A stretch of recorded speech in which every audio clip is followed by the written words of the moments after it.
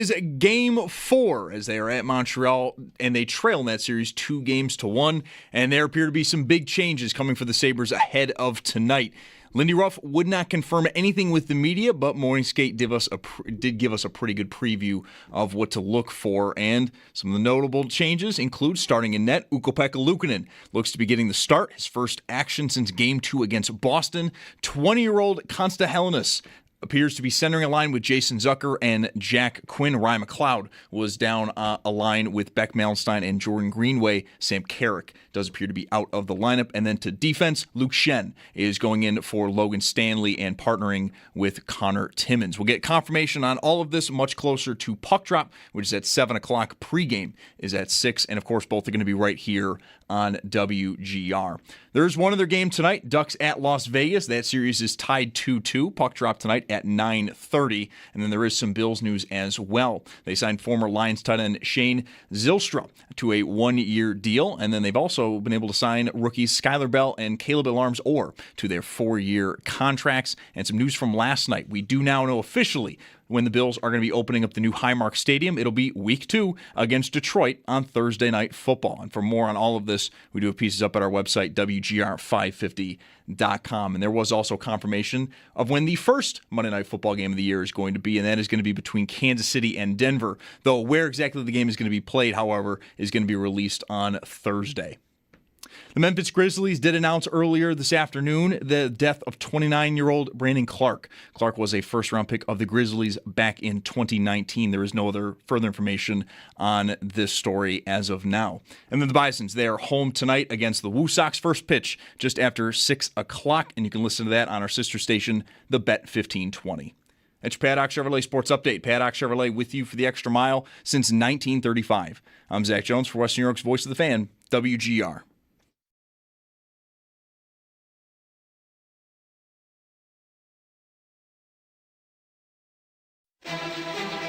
It's Mike Schopp and the Bulldog. Here's a steal and a shorthanded breakaway chance. Luukkonen makes the save again. Another breakaway stop, this time on Kastelik. Another break here. Arvidsson stopped by Luukkonen again. Ukko-Pekka Luukkonen. We've used those two guys in tandem all year, and those guys have been real good for us. And we didn't get to where we got without our goaltending being real strong. It's Mike Schopp and the Bulldog. Back to center. Here's Peyton Krebs. Takes the puck. Middle of the ice. First shot. Scores! Helenius with his first NHL goal. What a period for number 94. I'm really confident in the group. It's all about tomorrow. On WGR, Sports Radio 550.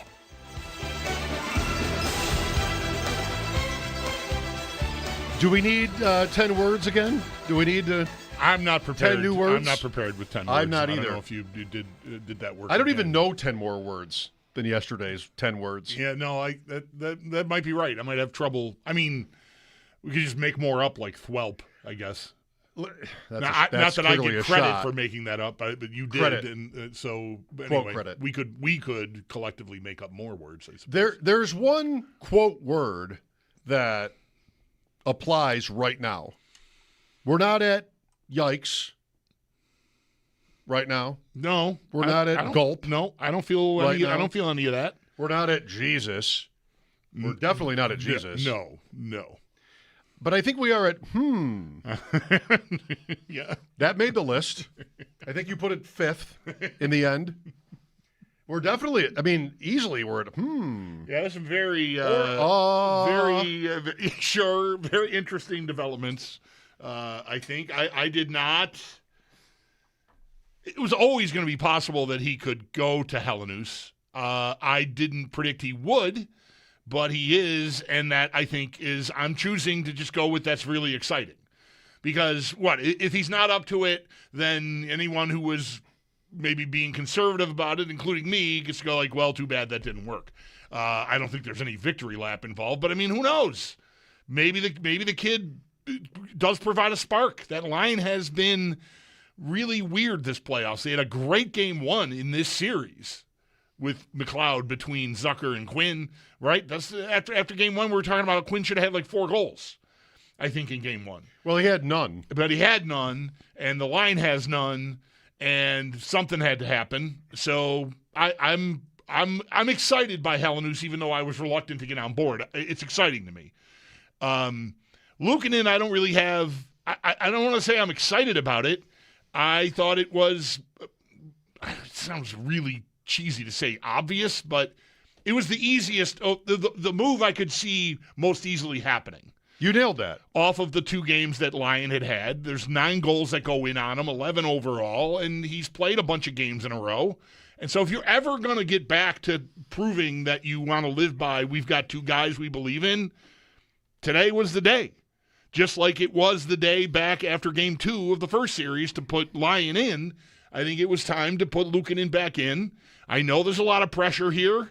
You know, you don't want to fall down 3-1 in this series, but I appreciate the trust. Luukkonen, to me, I don't know if people are just nervous or edgy or what, but like there's a lot of sort of mischaracterizing his season. I think that he's had.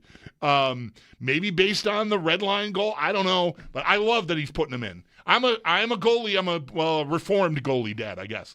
I'm a sucker for the goalie redemption story.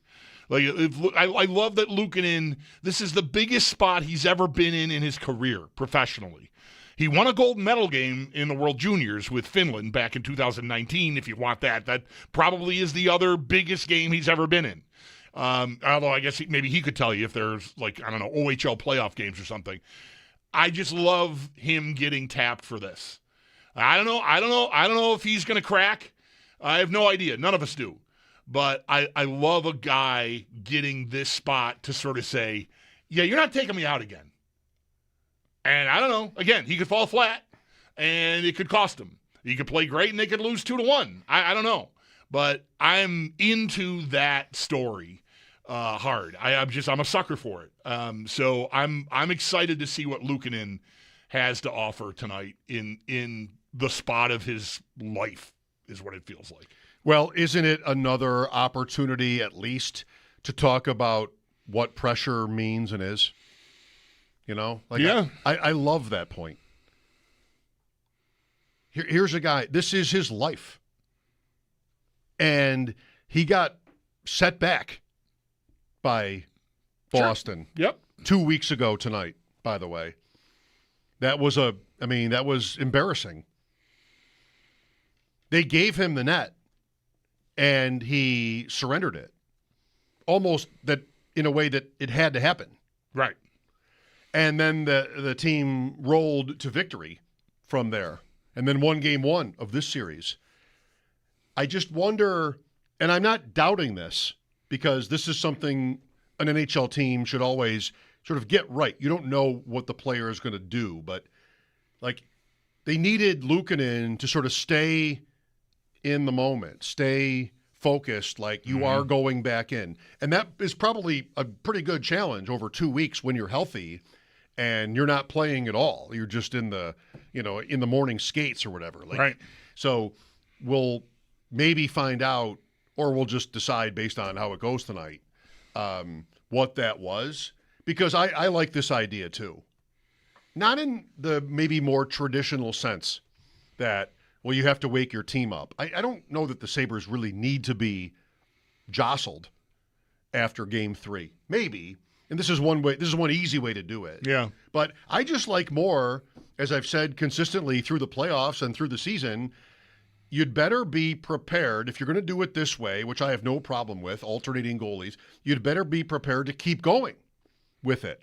And it has not been their instinct to do that. It was going to be Luukkonen until he faltered. Then it was going to be Lyon until, well, if you will, he faltered. And now we're going back. They have not alternated. And it's a little bit of an experiment in the modern day for just like what it is to rotate goalies, because Boston didn't do it. Montreal's not doing it. Who's playing that's doing it? Colorado did it. Colorado did it last night. Colorado did it. That was interesting because they're up a series and 2-1, not 3-0. Right.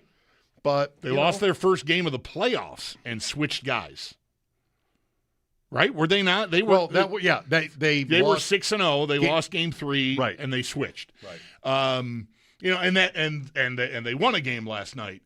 Conversely, Minnesota, after game 1, which they lost 9-6, they went to the other guy who had played, I think, more during the regular season. I think Wallstedt is still a young guy, but they chose to make him their guy. 9-6 game 1. Game 2, they put the stable veteran in, and he gives up a goal on the first shot of the first period, and they're losing going into the second, maybe 2-1, and he gives up a goal on the first shot of the second period, and they lose the game, and that's the end of that, and the other guy's back in now. So you've got two teams that have done it recently here in the playoffs in the same series, and they've gotten the opposite result. Well, one, maybe it's fair to say, was more on the defensive when they made the move, and the Sabres have been on the defensive when they've made these goalie moves. And the other is so much better as a team than their opponent that I think it's just easier to do that, and that's why I liked Luukkonen going back in against Boston, but that didn't happen, and the Sabres got through it, and that's great. Well, I think I know what you're going to want to see tonight, and that's Luukkonen not overdoing it, overextending. Mm-hmm. Right. That's really that's the bad sign. Calm. That's the tell. Yeah, I need him not going from one side or the other and oversliding, and then having to. He just needs to be in control. Really, control is the word. And until there's no hope of making the play under control, in which case I do think there is a case to be made that Luukkonen is capable of doing more out of structure. It's never a good sign, but if you get to a place where that's what's needed, I feel like Lyon needs to be in the box, sort of in his playing his game, and if he gets outside of that, I think athletically that can be challenging. And I'm saying that's what we've seen in these two losses. Just merely my observation is that Luukkonen athletically, if it's completely all hope is lost and it's desperation time, I feel like Luukkonen's more capable of doing something there. But that's not where you want to end up anyway. You want to be in control. And yes, for him, that will mean just staying square and trusting what he's reading and not over, because where he gets in trouble, to me, is he's got to go right to left, and he goes too hard, goes too far, and then he has to come back from his left to his right. It's just you can't recover. In the split second, you've got to recover. So control would be, to me, the buzzword for Luukkonen. And if he's in control, I think I'd want to like it. I'd want to bet on him. There's a way to do that. Right. I'm already – right. I am betting on him. I found there's not a tab there for shutout. But there is a tab for – That's bold. Goals, what the over under goals. And I put a 1.5 on for him. What's that pay? I'm betting him under – it's like plus 200 or something, maybe plus 180. Holding Montreal to fewer than 2 goals? Right, to one goal or less. I put that in a parlay. I'm banking on the redemption song. You've planted your flag. Yes, I have. What do you think of Sabres plus 120 as a price? Well, I'm gonna do that too. Oh no, you know what? No, I'll go with a minus 1.5. Even. I like the extra juice. Okay, but yeah. Irrespective. What do I think? Is it little bit? Is it surprising in any way that it's not a different number? I don't think so. Well, unless you think it should be higher, because Montreal has dominated them these 2 games. I think mostly that would be the only reaction I would have. But you said mostly there. Isn't it important to not leave that word out? I mean, how one-sided have these games been? Canadians get leads, like the Sabres in Game 1. And then a lot of the game after that is defending that lead. Buffalo, Montreal. I don't know. I think the extent to which the Sabres have been outplayed in the last 2 games, especially Game 3, has been overstated. I think – I did some Twitter today, and I had a guy that talked about the Sabres being non-competitive, and I just bristle at that. I'm 4-2 going into the third, and then I'm owning the first 8 minutes of the third period. I just don't get one. We have to learn this. as hockey fans. Maybe we're all just too rusty. You got to remember how random it is. And that was not for a lack of trying. Anybody you're mad at was all around the goal crease in those 5 minutes. Power plays, all of it. They just didn't score. And for me, this is the kind of thing you bet on when that happens, because that should change. Series are very short, and it doesn't have to. But I don't know. I did this with my wife on Monday. Like, man, the Sabres were really like right there to get to 4-3, and then what happens? And she's like, well, they were also right there to get down 4-0. Or 4-1 it would have been in Game 3. Like, I know, but I don't think these games are really one-sided. And I think if you want to use Game 3, then you need to use Game 1. And Game 1, did you feel like the Sabres just dominated Montreal in that game? I didn't. It definitely did not. No, so, no. They had the metrics and they had the scoreboard, but they didn't just dominate the game. And so I'm okay, right? I'm okay with Luukkonen. I'm even okay with Schenn. I've chosen to be okay with Schenn. Like, I know. And in a vacuum, I wouldn't. But it's more just sort of a team faith point. Yeah. And I just think, like I said yesterday to you, the third pair doesn't have to play that much tonight. This is almost a must-win game. And I loved in Game 1 how Dahlin et al. Didn't get overworked. Like, nobody played 22 minutes in the first game. Right. They're all young. Game 2, Game 3, days off in between. I think I can bank on that these guys have bigger minute games, which would mean I'm not playing Schenn or even Timmins that much. So that's kind of my thinking with this. I wouldn't have done it, but I'm choosing to not let it wreck me. I appreciate the choice. I do think it makes sense to play your better guys more, and having Schenn, I guess, clears the way for that. But I'm not going to freak out because he probably will play 5 minutes. And you better be able to live through I hope you can live through 5 or 6 minutes of him on the ice. But why, if that's the plan going in, and I don't know that it is, but it probably is. It's how they've treated Kesselring when he had to play earlier in the Boston series. He barely played. That's Game 3 in Boston? So yeah. So why?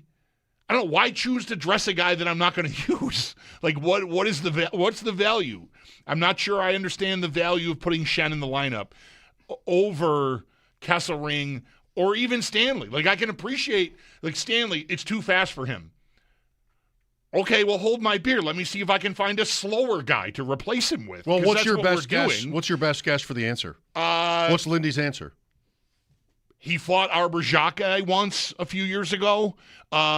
He's tough. He'll stand up for teammates, and he's won the cup twice. Well, calming veteran guy. That's what I think. I think from the bench they're hoping, and in the locker room with him in a uniform, that if anybody was intimidated by Game 3, that they're not, because Luke Schenn is there, and that I feel like I'm about to fall in the water. I'm walking down the gangplank and I'm running out of steps. Because I'm not sure that all makes sense. Paul made a point yesterday with us as somebody that wrote he would have taken Stanley out. One of the things that Paul brought up was when the game got stupid, Stanley did not get stupid. Right. He just wasn't up for it. And I think that might be Lindy's answer, is that if I have to, wherever, I can't lose the series tonight. Whenever it happens in the game, if I need... That's why I mayhem. That's why I led with he fought Xhekaj once. Like I think that's why he's in the lineup. That's not Jack Eichel. That's Xhekaj. That's just Xhekaj. We stop at a die. That's right. Yes. Okay. Well, I mean, I can only say that I'm choosing not to hate it. I can't say that I would have done it or that I like it even, but I'm choosing not to hate it. You know what? One thing you could have done that was never going to happen is you dress Carrick for Stanley. 12 and 13-5. 13 and whatever that would be. Yeah. Yeah, 13-5. Draws. Yeah. I wonder what's up there. He was 2-6 on draws in Game 3. So that's not a huge sample. But I did wonder, like I asked Paul, like, did anybody ask anybody, is he, he had we think, an arm injury of some kind, elbow, whatever. Like, is he going to be hindered at all taking draws? And I don't know, 8 draws is not a very big sample. But I wonder if they just looked at it, the one thing we want him for is the one thing he can't do as well as he used to right now. So what are we doing here? Plus, you can't get matchups on the road. Right. Give him another couple days and then maybe. Game 5. Yeah, maybe, I guess, depending on how this goes. But it's funny, like, there's no reason you shouldn't have been able to get to this arrangement with what it looks like they're going to do, putting Helenius into McLeod's spot and moving McLeod down to the fourth line. Like, looking at the board, I was like, I don't know. I don't think Carrick for Helenius makes sense. And then all you do is just like move one line. Like, oh, okay, yeah, I guess that makes sense. They create a nice, an offensive quote unquote spot for Helenius here instead of having him, I think, miscast playing with Greenway and Mallenstein. Like, that would be weird. I love that he's in. Talent. That's me. That's my, box. Let's get my best players on the ice. I mean, if Schenn happens to contradict that, then so be it. Maybe it's a compromise. If Lindy Ruff isn't making decisions unilaterally about the lineup, either way. Schenn had to crawl so Helenius can fly. Yes, basically is what you're telling me. I don't know. I did this for you. Okay, can I have this then? Right. I mean, we did say yesterday about him that it's really not a Lindy Ruff kind of move, putting Helenius in at this point. But I love that it's happening. And the guy we talked about for having suffered for that, if that were to happen, is Zucker, and that didn't happen. Right, he's staying in, right. But I'm not afraid, and I don't think he's going to be afraid. I don't think these guys are afraid. I think this kind of environment is what you live for. And it's adversity, but okay. What did you expect? What do you think the playoffs are about? Who wins without adversity except Carolina? I mean, just this is what it is. So bring it on. If Montreal's too good, then okay. But we don't know that yet. It's still close. And a win the night, and you're like right where you would want to be. Would we have taken 2-2? Maybe not. But maybe yes, going into the series. Best of 3 at home? I mean, I want to, let's stand by the boys, Yeah. I know there are fans. They can't wait to tell you. They can't wait to call us. They can't wait to tweet it about how, desperately sad and done they are. Why? I mean, give it another 3 days at least. What's the harm in that? How many games did this team need to win? They won 55 games. And they were great on the road. Maybe we can hang in there for another 48 hours. Can we do that? I'm up for it. I'm ready. I'm prepared to do it. I'm doing it. I got nothing else to do. What else is there? Give up? That sucks. You want to be that guy? Yeah, I don't. It does sort of feel, I think, a little bit like they're already down 3-1. Is kind of how it sounds to me. And I know how I'll feel if they do end up falling down 3-1. I'm going to feel like maybe a lot of you feel already, and I just think you're being preemptive. Because I agree with everything you just said. I'm not sure. I don't want to pick apart how close or not close or dominant or whatever the 2 losses were, but the scoreboard was crooked as hell, and it's kind of weird and kind of blew my mind that they lost so badly on the scoreboard to this team that I think they are every bit as good as, if not even better. But they haven't shown it these last 2 games, but they certainly are capable of it. Like, if for some reason they just can't find their game, I'm going to assume that they ran out of gas. Like, that you don't get to pick and choose when you're empty. At some point, teams on playoff runs there's like, well, that's that's all I got. If that's Tuck and Thompson on the 3rd goal on Sunday night, so be it. Good run. But I don't think the evidence supports that that's absolutely has to be the case. I think another one-sided loss, that's how I will feel, coming back home 3-1. But we're not there yet. It's 2-1. So that's it. I'm not in an angsty, oh no kind of mood at all. I'm like, I want the game desperately to get here. So I want to see what's going to happen. But I'm not all tied up about it at all. I'm just like, go play. You're good. Go play. Good. 803-0550. Lines open all day. Pregame at 6 with Paul Hamilton from Montreal, site of Game 4 tonight. Mike Schopp and the Bulldog here. Quick timeout, then we'll look for your calls here on WGR. For more comfort. Now's the perfect time to make yourself comfortable with a new electric heating and cooling system from Belknap. In Western New York, summer and winter bring extreme temperature conditions. Make yourself comfortable with Mitsubishi electric heat pumps, designed to keep your home cool in the summer and warm in the winter, no matter how hot or cold it gets outside. Call Belknap today to learn more. I'm Gary Gorfel, president of Belknap. We work on your schedule. We don't charge more for weekends and evenings. That's why we say, give Belknap a ring. Luukkonen, I don't really have – I don't want to say I'm excited about it. I thought it was it sounds really cheesy to say obvious, but it was the easiest the move I could see most easily happening. You nailed that. Off of the 2 games that Lyon had. There's 9 goals that go in on him, 11 overall, and he's played a bunch of games in a row. And so if you're ever going to get back to proving that you want to live by, we've got 2 guys we believe in, today was the day. Just like it was the day back after Game 2 of the first series to put Lyon in, I think it was time to put Luukkonen back in. I know there's a lot of pressure here. You don't want to fall down 3-1 in this series, but I appreciate the trust. Luukkonen, to me, I don't know if people are just nervous or edgy or what, but there's a lot of sort of mischaracterizing his season. I think that he's had. Maybe based on the red line goal, I don't know, but I love that he's putting him in. I'm a goalie. I'm a reformed goalie dad, I guess. I'm a sucker for the goalie redemption story. I love that Luukkonen, this is the biggest spot he's ever been in his career professionally. He won a gold medal game in the World Juniors with Finland back in 2019, if you want that. That probably is the other biggest game he's ever been in. Although I guess maybe he could tell you if there's OHL playoff games or something. I just love him getting tapped for this. I don't know if he's going to crack. I have no idea. None of us do. But I love a guy getting this spot to sort of say, yeah, you're not taking me out again.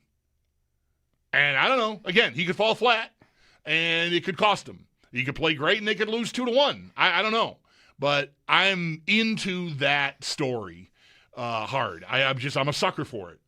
So I'm excited to see what Luukkonen has to offer tonight in the spot of his life, is what it feels. I think we are at Yeah. That made the list. I think you put it 5th in the end. We're definitely, easily we're at Yeah, there's some very, very interesting developments.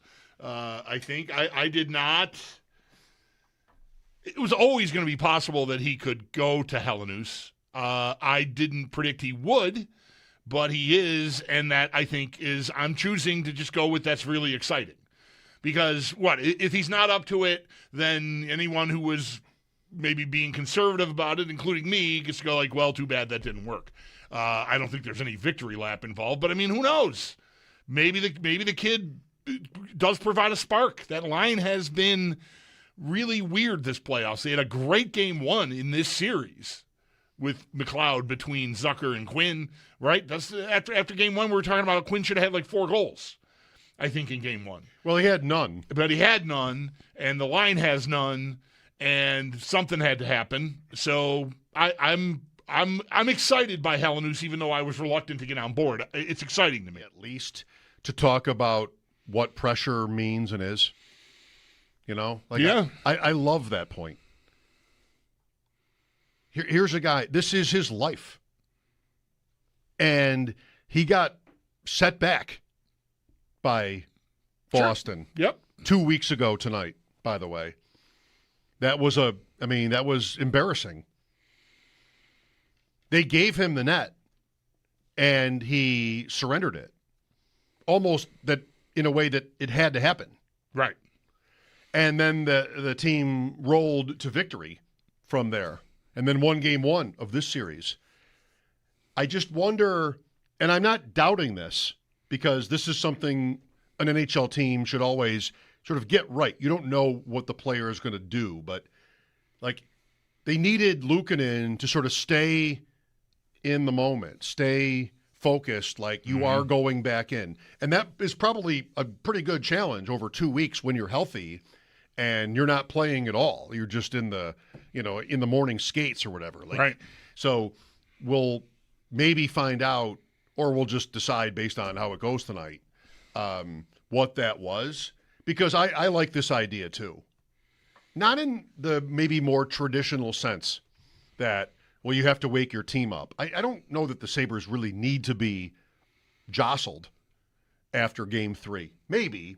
And this is one way. This is one easy way to do it. Yeah. But I just like more, as I've said consistently through the playoffs and through the season, you'd better be prepared. If you're going to do it this way, which I have no problem with, alternating goalies, you'd better be prepared to keep going with it. And it has not been their instinct. Playoffs can turn at any moment, and playoffs can be a strange animal. But the one thing that always kind of comes through is there's always moments that feel like everything's over. But if you get yourself through it, it's certainly not over. If they can find a way to turn this next game, it's just a best of 3. You're always just trying to get in the mindset that it's absolutely not over until somebody wins that 4th game. And that's an incredibly hard game to win. Ryan Miller.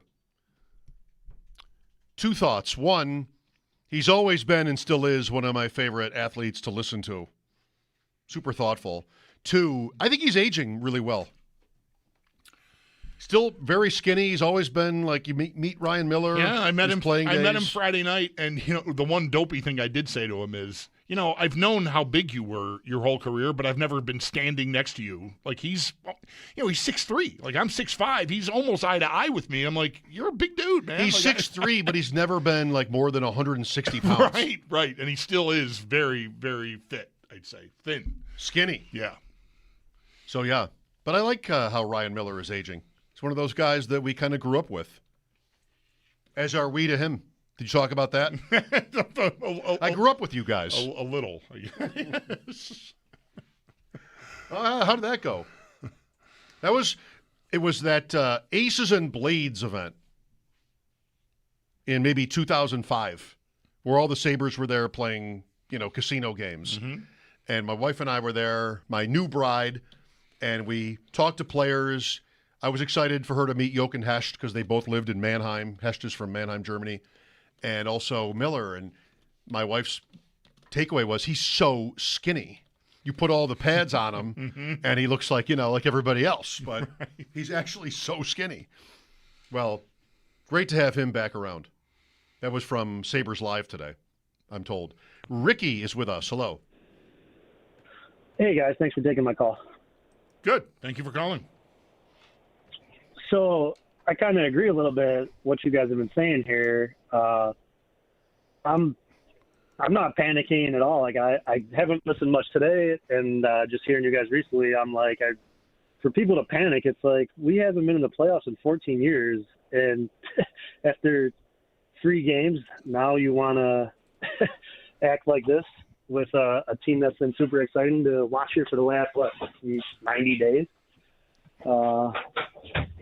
I guess the one thing I'm hoping the Luukkonen change is kind of a wake-up call for the team. I mean, I've been to 3 of the games at home and watched the last 2 on TV, and I don't understand the defensive breakdowns that we're having in our zone. Like, guys are just freeing the slot at will for wonderful chances.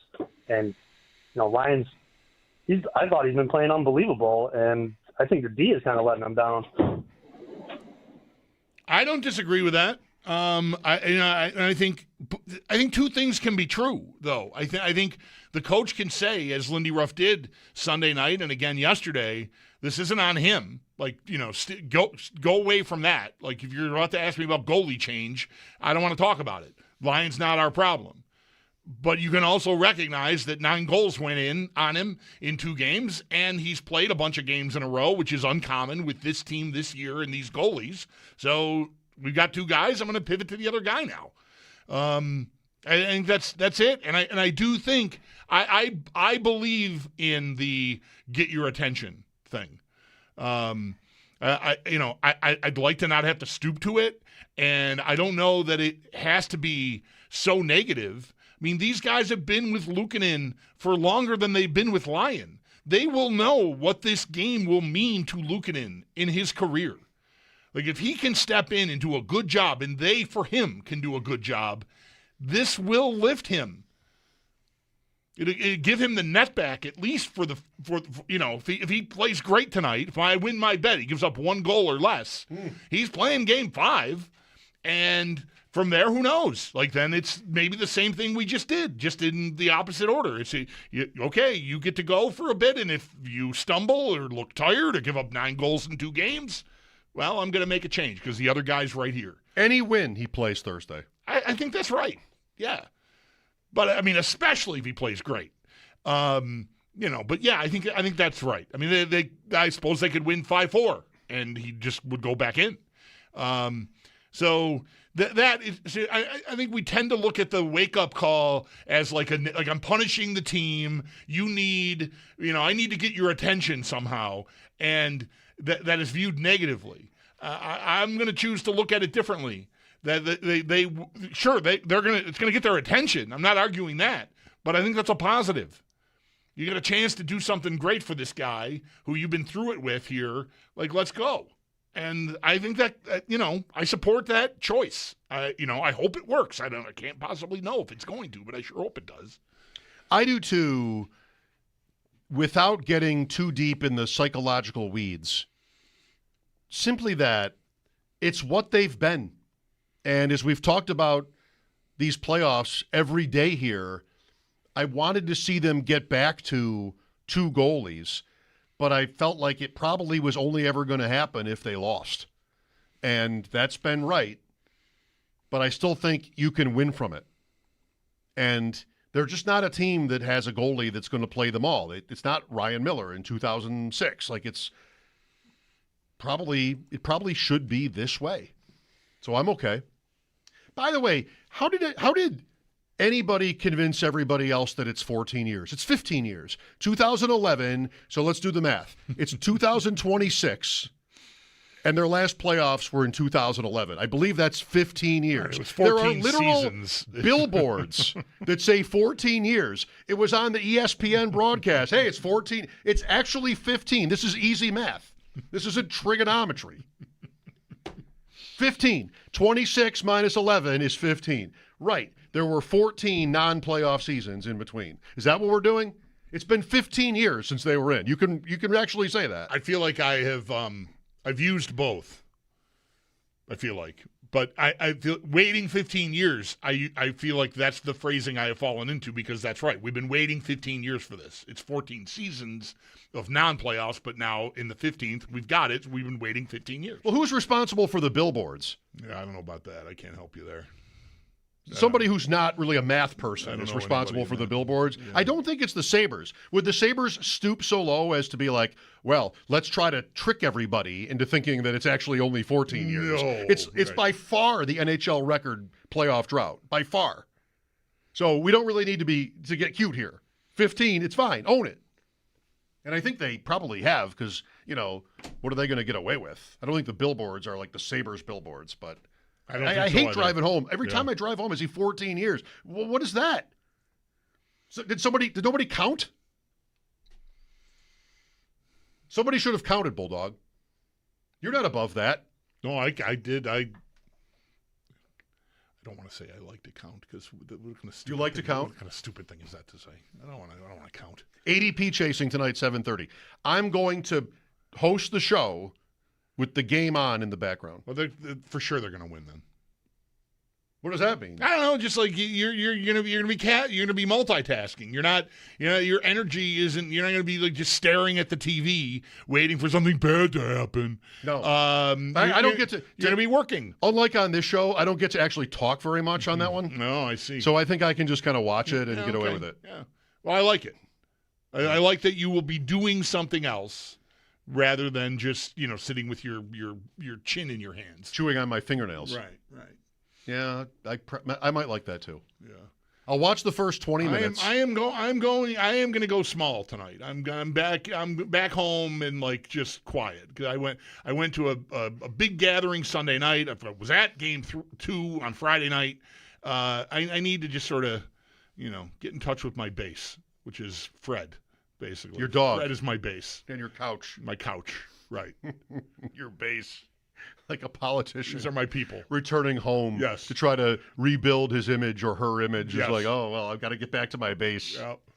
That's fine. No hat today because all 3 hats have lost now. I bought 3 Sabres hats since the playoffs began, and all 3 have been tagged with a loss now. Oh, no. So I don't know what to do. I had no hat. Fine. Fine. That could work. I don't need to represent today. They give up the first goal, you're running to your closet. David is next. Hello, David. Hey, guys. Just wanted your take. You guys were talking about goalies before, and a couple weeks ago you guys were talking about Lyon when he played for Florida, and it was something about doing well against Boston, but then didn't do so good, and he got pulled. And I'm just started thinking, like, don't we do that during the regular season, a coach? And I just wanted your thoughts on it, that they would pick a goalie. You're going in tonight because your record for them is this, and then the other goalie, you're going in for this team because your record is that. Isn't that something that could, I guess what I'm trying to say and ask you guys, wouldn't Luukkonen be like a better choice for playing against Canada than he would have, for Boston? And not at all to me. Not even like a 0.1%. I don't feel where you're going there. And just to correct you, not that you misspoke, but like Lyon played 3 playoff games with Florida 3 years ago, all against the Bruins. He started games 1 and 2. They split those games. He started game 3, got pulled, never went back in. He didn't play anyone else for Florida when he was with the Panthers. He sat there the rest of the playoffs, and Bobrovsky, they went on and, they lost in the final that year, and then the next 2 years they won it. So he doesn't have – his playoff experience is, 6 games against Boston this year and 3 years ago. My advice would be do not care in the slightest about goalie versus team stats or batter versus pitcher stats. Samples are too small. They're all ridiculous. Don't worry about it. Marty is next. Hello. Hey, guys. How you doing? Good. Thank you. Awesome, man. All right. I'm kind of coming into your jungle here as a Habs fan, okay? But I come in peace. Kind of? So I discovered you guys on YouTube. First of all, I just want to tell you, you guys are really good. Really awesome. Even the morning show I've been enjoying as well. Oh, come on. As I was saying, I'm a lifelong Habs fan, but I respect the Sabres organization, from the 80s on. And of course, with a legend like Lindy behind the bench, I think he's one of the most level-headed leadership and an honest guy. Super respect for him. Tage Thompson, is honestly one of my top 5 players, but I just want to kind of say my who else is on your top 5 players? I'm trying to get you to say something that you're not reading. Who else is on your top 5 players? Thompson, and who are the other 4? Okay, so for sure right now, like from this season on, Hudson is in my top 5 players in the league. McDavid, Austin Matthews, I'm just naming them right away off Draisaitl. That's a good I've list. got Crosby, That's 6. Thompson is totally like a beast, and he's a guy that I always said, man, I'd love to have him in Montreal. So kudos to you guys. You guys got him, and he's really amazing. But here's the thing I just want to say to you guys. As a Habs fan, I completely understand what you guys, the way that you guys are talking right now. Like, I completely understand the whole, like, mind game for a fan. And just remember, it's been 15 years for you guys, and this is just the beginning, I believe, for you guys. And I think that, you know, this year is a learning experience for a lot of the young guys, and you guys are only going to get stronger from there. Last year, I had the exact same feeling. Now, I'm not super confident about the series because I think Buffalo can turn it around. Like, a lot of fans today, Habs fans, are super confident. I've been watching other shows on the Habs side of things, and they're super confident, and I'm feeling pretty anxious about tonight because I think they're coming out extremely strong tonight. Okay. Buffalo. Thanks, Marty. Good to hear from you. First guy I think maybe I've ever encountered who would put Thompson in his top 5 players in the league. Yeah, I guess. That's a great compliment. Yep. 803-0550 for your calls. Mike Schopp and the Bulldog here, WGR.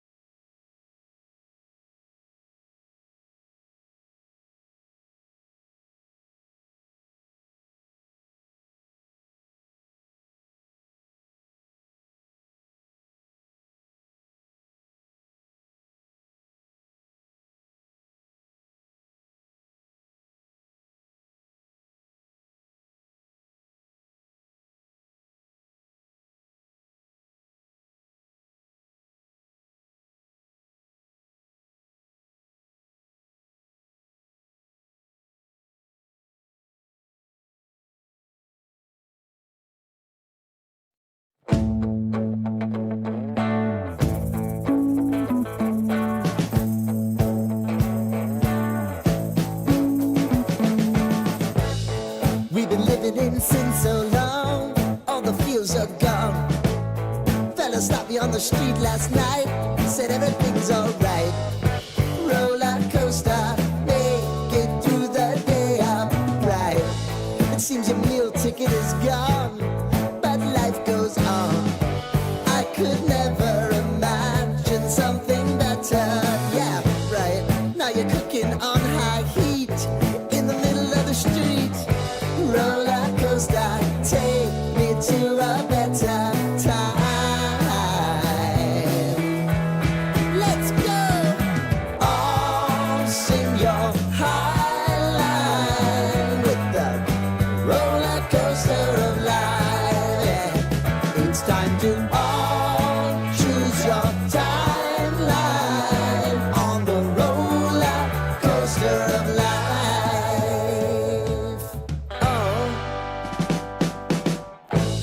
You seem to easily forget how to place your bet.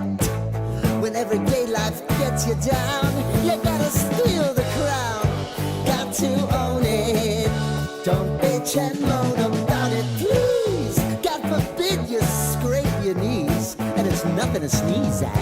Oh, I've told you over and over again. You gotta get both hands around it and make your own plans. Roller coaster, it's taking over, it's about time. Oh, oh, sing your high line on the roller coaster of life. You've got to all choose your timeline with the roller coaster of life.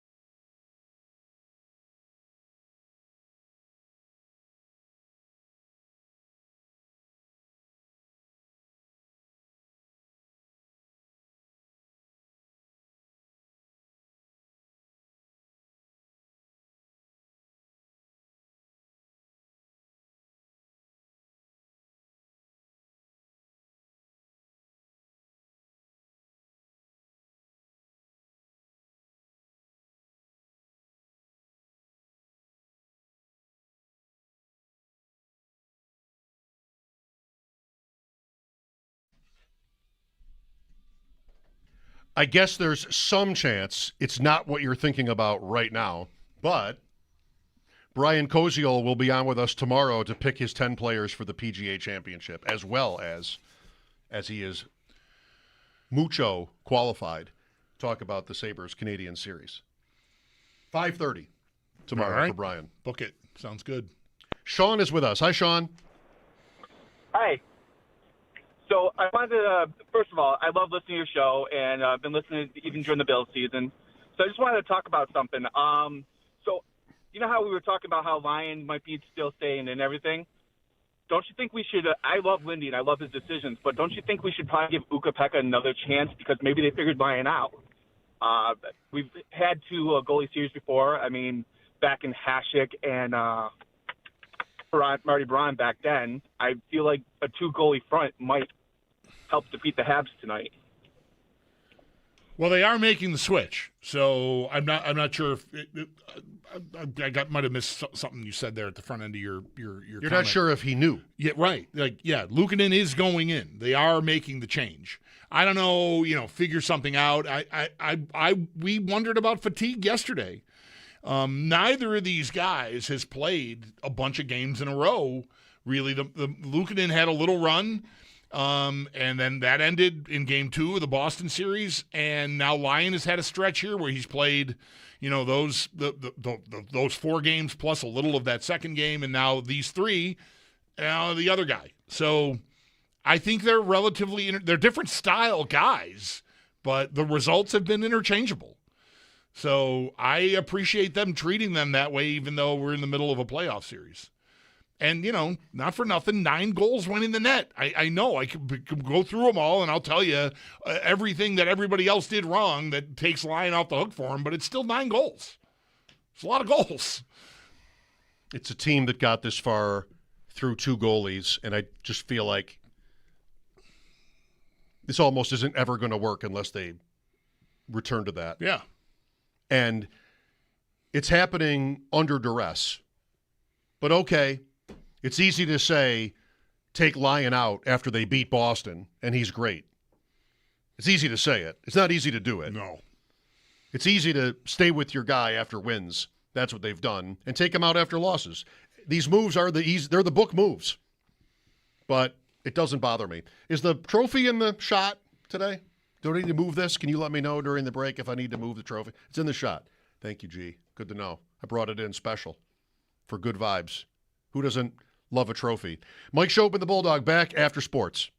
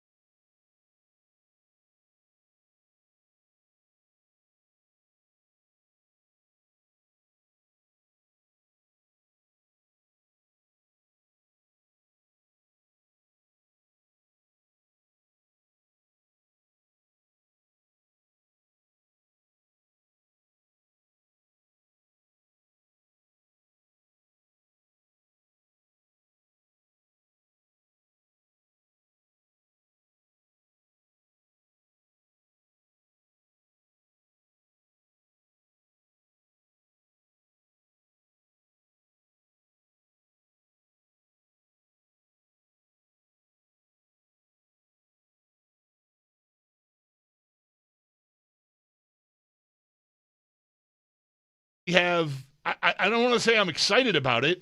I thought it was, it sounds really cheesy to say obvious, but it was the easiest, the move I could see most easily happening. You nailed that. Off of the 2 games that Lyon had. There's 9 goals that go in on him, 11 overall, and he's played a bunch of games in a row. And so if you're ever going to get back to proving that you want to live by, we've got 2 guys we believe in, today was the day. Just like it was the day back after game 2 of the first series to put Lyon in, I think it was time to put Luukkonen back in. I know there's a lot of pressure here. You know, you don't want to fall down 3-1 in this series, but I appreciate the trust. Luukkonen, to me, I don't know if people are just nervous or edgy or what, but like there's a lot of sort of mischaracterizing his season. I think that he's had. Maybe based on the red line goal, I don't know, but I love that he's putting him in. I'm a goalie. I'm a reformed goalie dad, I guess. I'm a sucker for the goalie redemption story. Like I love that Luukkonen, this is the biggest spot he's ever been in his career professionally.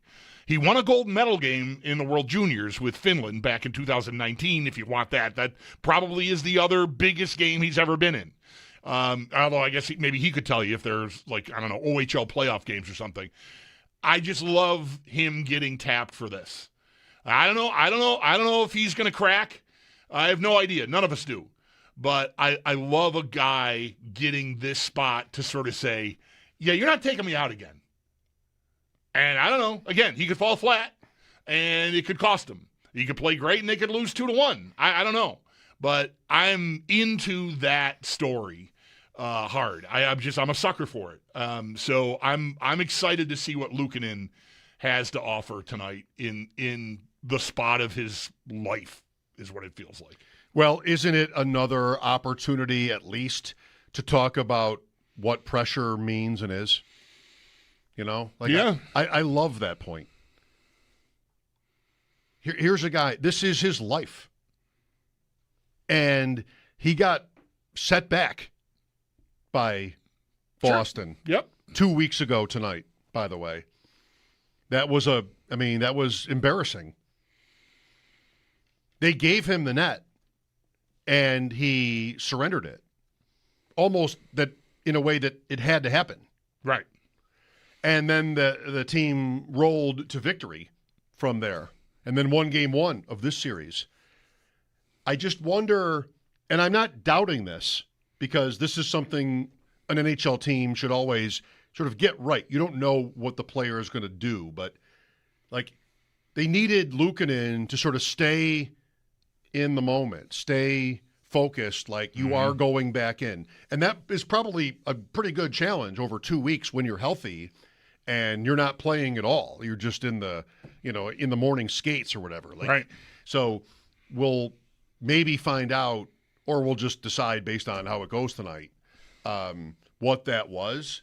Because I like this idea too. Not in the maybe more traditional sense that, well, you have to wake your team up. I don't know that the Sabres really need to be jostled.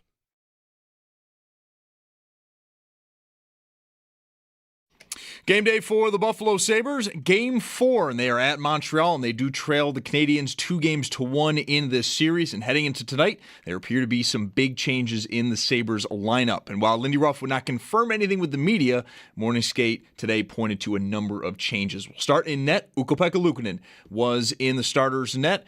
This would be his first action since Game 2 against Boston. 20-year-old Konsta Helenius was centering a line with Jason Zucker and Jack Quinn. Ryan McLeod was the player that moved down on that line. He now was centering a line with Beck Malmstein and Jordan Greenway. Sam Carrick does appear to be out of the lineup, potentially with an injury. He was in a gray jersey today. While on defense, Luke Schenn was partnering with Connor Timmins, so Logan Stanley appears to be out of the lineup there. We'll get confirmation on all of this as we get closer to puck drop at 7. Pregame is at 6, and both are going to be right here on WGR.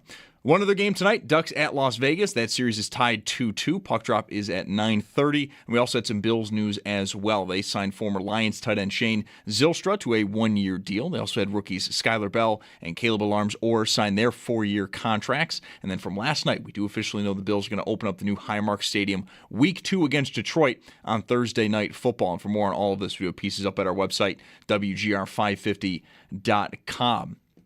The Memphis Grizzlies did announce today the death of 29-year-old forward Brandon Clark. Clark was a first-round pick of the Grizzlies back in 2019. And the Bisons, they're home tonight against the Woo Sox. First pitch just after 6 o'clock. And in the majors, Yankees at Baltimore, 6:35. Blue Jays hosting the Rays at 7:07. And the Mets have the Tigers in town at 7:10. That's your Paddock Chevrolet Sports Update. Paddock Chevrolet with you for the extra mile since 1935. I'm Zach Jones for Western New York's Voice of the Fan, WGR.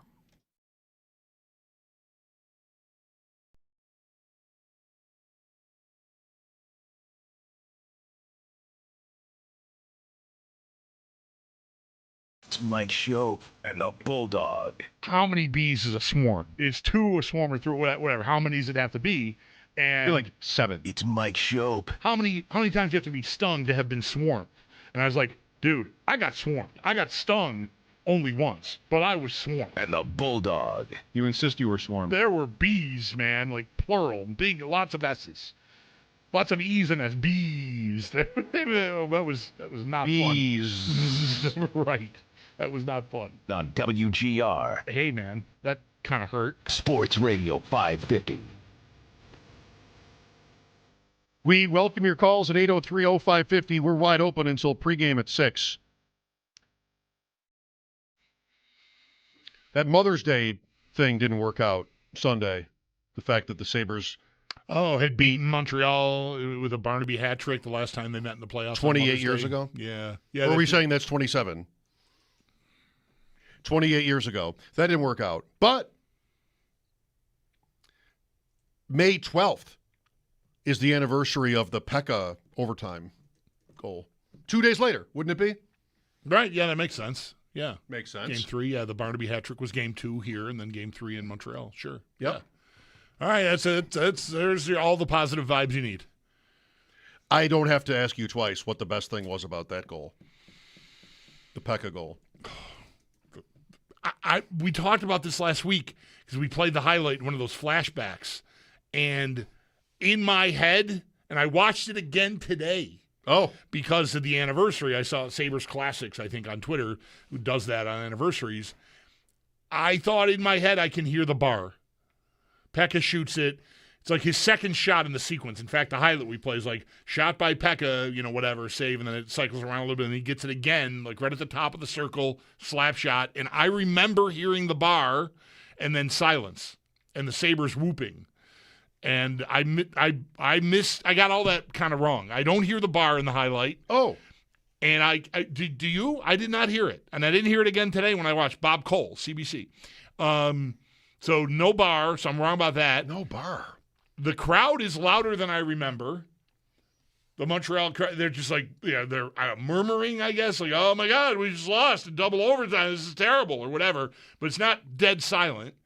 So the only thing you can hear is the players on the ice celebrating the overtime goal on the road. Like, I got it all messed up. There's some of all of that, but no bar. So I don't know. I don't trust myself anymore.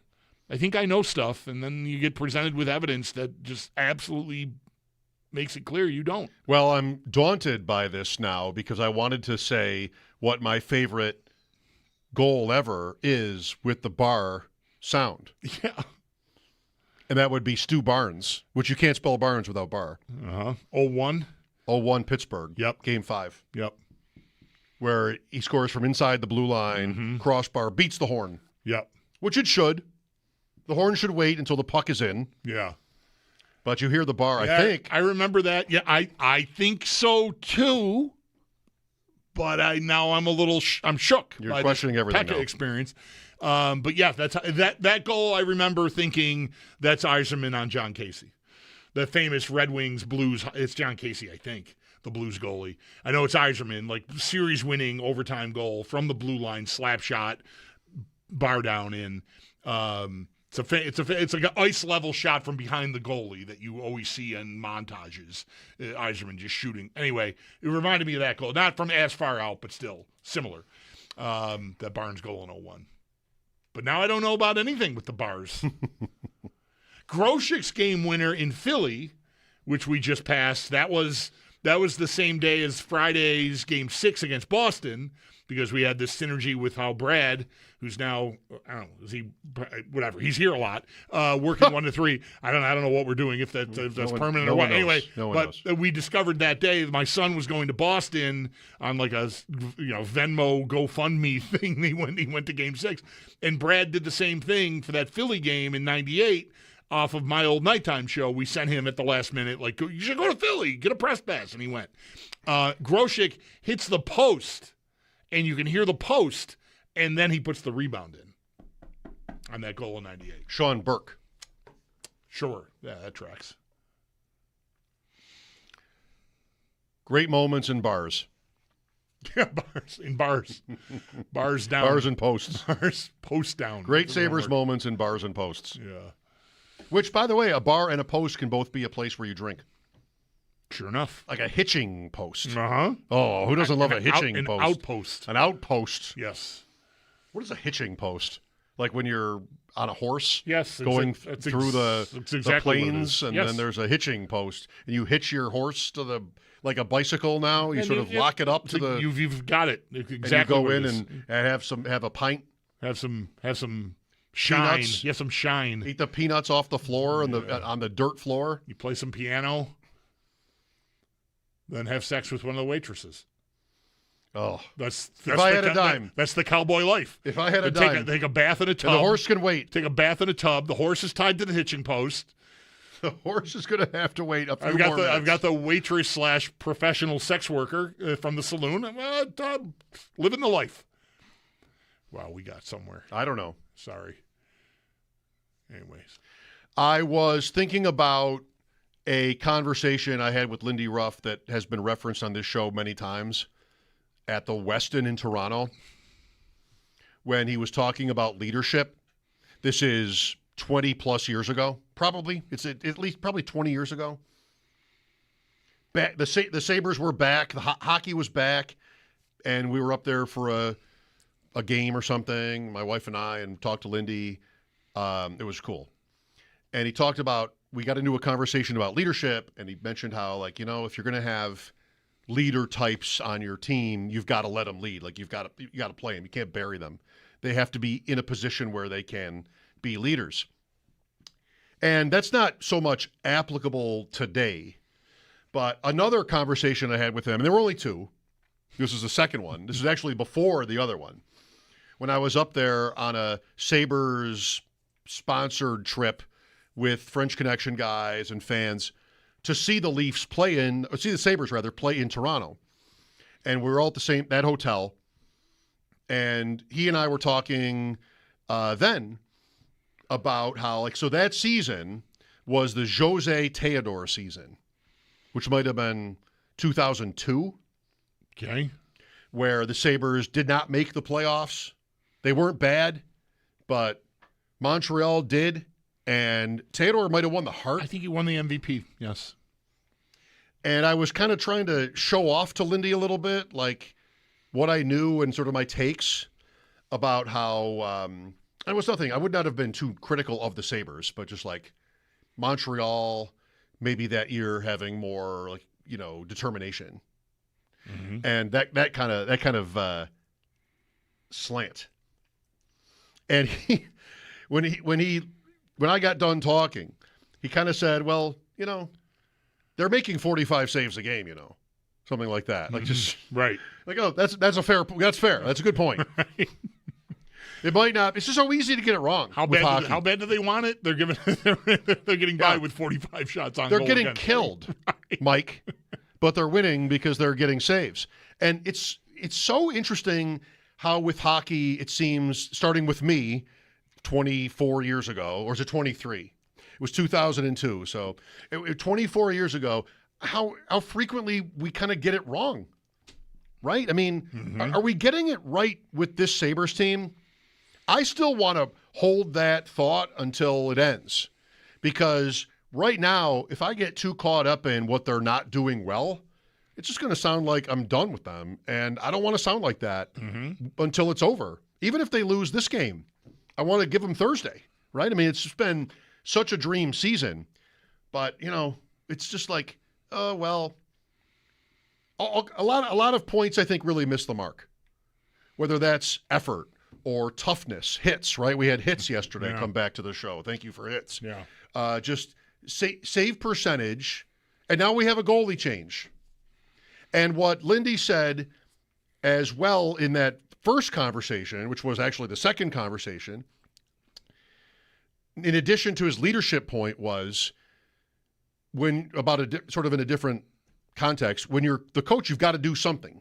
Like he felt a compulsion just in a broad sense, right, to do something. Change the lines, change the lineup, change the goalie, do something. We have that right now. Yes, we have. I think today reminded me of that day where Ruff was talking about. Well, I mean, what's my job here?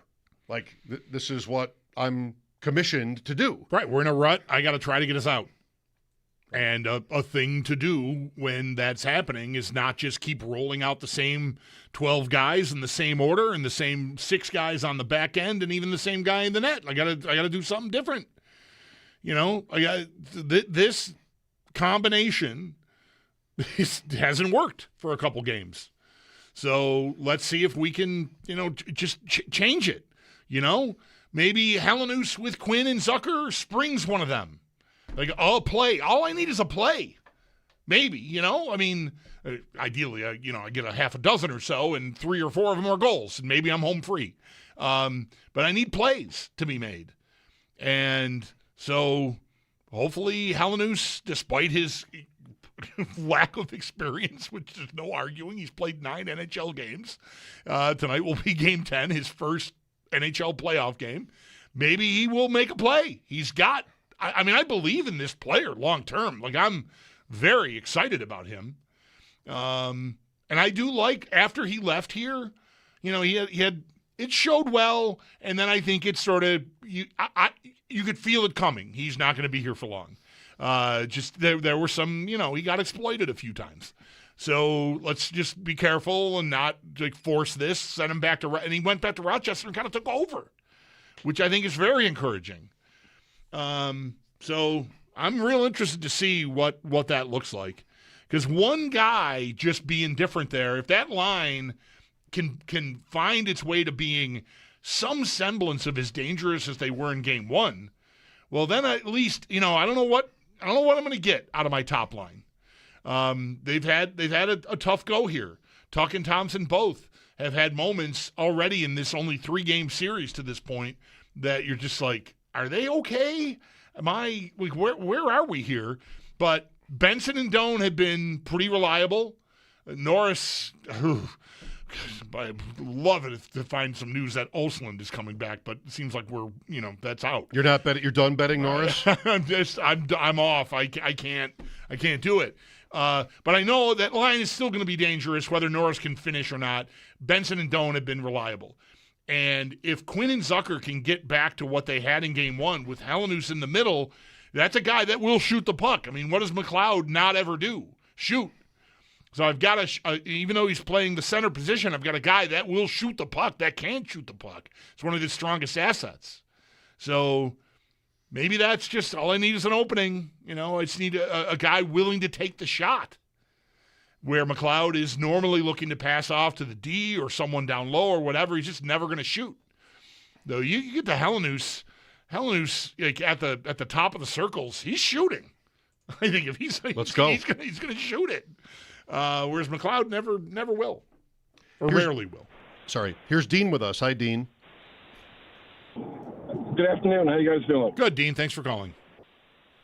Thank you. Hey, listen, I've been listening to you guys for a while now, and I listen to the morning show. I'm in Maine, so I'm kind of a pilgrim in an unholy land, especially playing against the Bruins. But I'm 65, and I think people need a little perspective on things. I know these last couple days have been kind of gloomy, but I remember in 74, 75, we were up 2-0, I believe, on the Canadians, and that was that was a real hot Canadian team. And went to Montreal for Game 3. I believe we were shut out 7-0, and then it didn't get much better in Game 4. We lost 8-2, I believe. And then the Game 5, which I attended, was back in Buffalo, and we won in overtime. And then we closed down Montreal. So I guess I would just pass along to the viewers that, dark is before the dawn type of situation. And cannot not lose faith. Right on. I'm here for that. Thanks, Dean. 2006 Philadelphia, they're up 2-0, winning easily, and then lost 2 games in Philadelphia and won. Happens. Here's Chris next. Hi, Chris. Hey, guys. Thanks for taking my call. Enjoy this show a lot. And Bulldog, you were getting me fired up there with all your analysis because I totally agree with everything you said. I think one of the things that I want to see tonight, of course, we all want a W, but I'd like to see the team play with a lot more composure, a lot more discipline than they had the last game. And I really need to see more from Alex Tuch. I just think he's had a tough go of it, but I did really enjoy his media interview. I think it was yesterday, and he basically said point blank, I think he said it was his worst defensive game that he's had. So I don't know. We'll see what happens. And even if they lose, I want them to play well so there's still some hope. Because I believe even down 3-1, some of the guys were talking about earlier that it's not over. I mean, if they play well and it's not a dominated, performance by the Canadians. So thanks, guys. Thank you. I don't want to be taken literally here. I think they're dead at 3-1. If they play well and lose, then what? What do you have left? They don't have the goalie who steals games. I mean, Thompson is their goal scorer, and he can't get off. I don't know. I don't know what I am banking on if I need them to win 3 straight. Worse, maybe not worse. Not worse than losing. Less worse. Less bad, but not great, is if they lose tonight, that building's going to be a sea of red Thursday. A lot of fans are just going to be done. I'll take the money. Yeah. Not Game 7, but Game 5. That's a sea of red Thursday if they lose tonight. I have not thought of that. Yeah. Ugh. You know? Oh, they got to win tonight. They got to win tonight. You cannot have a year that has gone as I don't need a fancy word, as well as we all feel so good to have the specter of that looming Thursday. To have that be, I mean, they could win the game in front of a sea of red, I suppose, right, and extend the season. Man, that's just that would be just a sour note. Then we're all in the locker room asking Rasmus Dahlin about the questions that we were asking in January or in 2021. I don't want to see the let's not have it in like that. That is not the note you want this to close on. Right. No. We'll see. Thanks, Chris. A sea of red. Will it be a sea of red in Madrid on November 8th when the Atlanta Falcons host the Cincinnati, if you prefer, Bengals?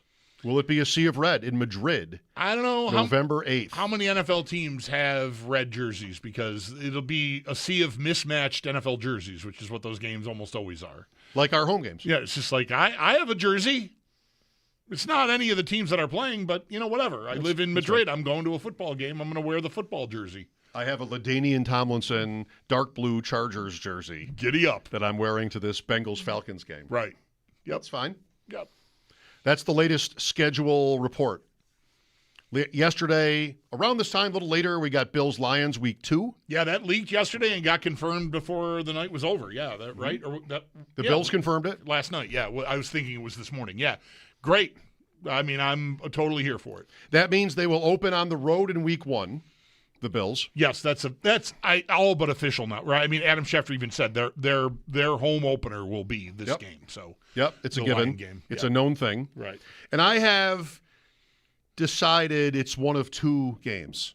Of course you have. But I talked to Sal out on the ocean. Oh, you did? And he doesn't necessarily agree. Okay. He thinks other games are possible, even like a late start for the Bills in week 1. And he pointed to me how in other years the Thursday night home team hasn't necessarily played like a 1 o'clock game on Sunday. I'm sure there are those exceptions. Right. But for me, that's a 1 o'clock game in week 1. And I think there are 2 teams that would be Miami and Minnesota. Why those 2 and not the Jets?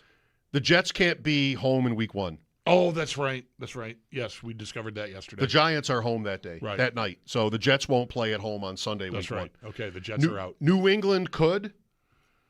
They're not. No. I think the Bills-Patriots is a little better than 1 o'clock week 1. I agree. I kind of like Patriots-Chargers week 1, just a guess. There's also a Boston reporter who has the Patriots getting the Seahawks. Right, that's where I've been. I think that's what I expect. That's what I would predict. There's Denver, Vegas, and the Rams, who would not be 1 o'clock games. Denver is now taken. Denver's They're playing Kansas Monday City. night somewhere. Yep. So the Rams are taken. I'm thinking not 4 o'clock, so Vegas would be out. I think the Houston game is a cut above. That could be 1 o'clock week 1, but I like that a little more than week 1 opener, 1 o'clock game. Bills-Houston, that's been a night game last year. And I think Green Bay is better than 1 o'clock week 1, but Minnesota is not. So I think at Miami, where you bake, or at Minnesota, which is a fun kind of one-off matchup, week 1, that's kind of what I'm hoping for or guessing. Then week 2, the Lions. Then you have a little mini bye there and onward. Right, mini bye. Mini bye. Mini bye. Well, I definitely agree 1 o'clock. Although, you're right to point out that Sal says it's not like a rule or anything. They don't give that, the Thursday night week 2 team doesn't always. But I think I still think you'd rather do it that way. So if you can do it, then I would bet on that. And yeah, I guess that's it. I'm feeling Vikings. Yeah. I have no source on this, but it just works. Miami could work too, but Yep. 100 degrees. Well, somebody's going to play there in the September. Maybe on the Bills. If it's not week 1, but whatever. That's right. It'll be hot as what anyways. They had that game that they lost. That was in week 3. The night game a couple of years ago was week 2, and they won big. Right. But that's not available. The Bills will be home week 2 on Thursday night against Detroit. So here they come, little sprinkles of schedule news. Dallas Giants, Sunday night, week 1. Dallas, Philadelphia, Thanksgiving. Bengals, Falcons, Madrid, week 9. Kansas City, Denver, week 1, Monday Night Football. Don't know where yet. That's weird. Because for some reason they needed to announce that game but not have a venue, which I don't really understand the urgency to get that game out there if you don't know where it's going to be. Why wouldn't they know that? I don't. Good question. We did think Kansas City was an underdog for week 1 primetime because of Mahomes' injury. Right. But they did get it. Right. So do they know that Mahomes is going to be ready? All right. Or else it's Justin Fields, presumably, right, against Denver. Because that happened. Yeah. They signed Justin Fields. 803-0550, back to the hockey game and the series. Your calls are welcome. We'll return after the update. Mike Schopp and the Bulldog, WGR.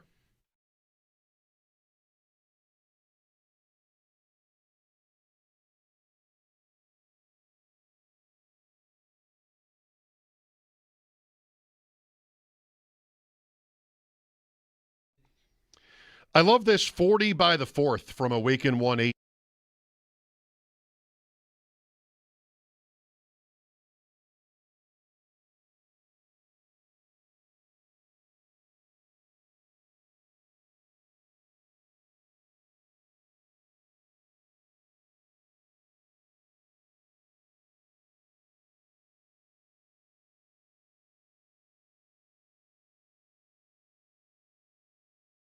Like I said yesterday to you, the third pair doesn't have to play that much tonight. This is almost a must-win game. And I loved in game 1 how Dahlin et al. didn't get overworked. Like, nobody played 22 minutes in the first game. Right. They're all young. Game 2, Game 3, days off in between. I think I can bank on that these guys have bigger minute games, which would mean I'm not playing Shen or even Timmins that much. So that's kind of my thinking with this. I wouldn't have done it, but I'm choosing to not let it wreck me. I appreciate the choice. I do think it makes sense to play your better guys more, and having Shen, I guess, clears the way for that. But I'm not going to freak out because he probably will play 5 minutes. And you better be able to live through five. I hope you can live through 5 or 6 minutes of him on the ice. But why? If that's the plan going in, and I don't know that it is, but it probably is. It's how they've treated Kesselring when he had to play earlier in the Boston series. He barely played. That's Game 3 in Boston. So yeah. So why? I don't know, why choose to dress a guy that I'm not going to use? Like, what's the value? I'm not sure I understand the value of putting Shen in the lineup over Kesselring or even Stanley. Like, I can appreciate, like, Stanley, it's too fast for him. Okay, well, hold my beer. Let me see if I can find a slower guy to replace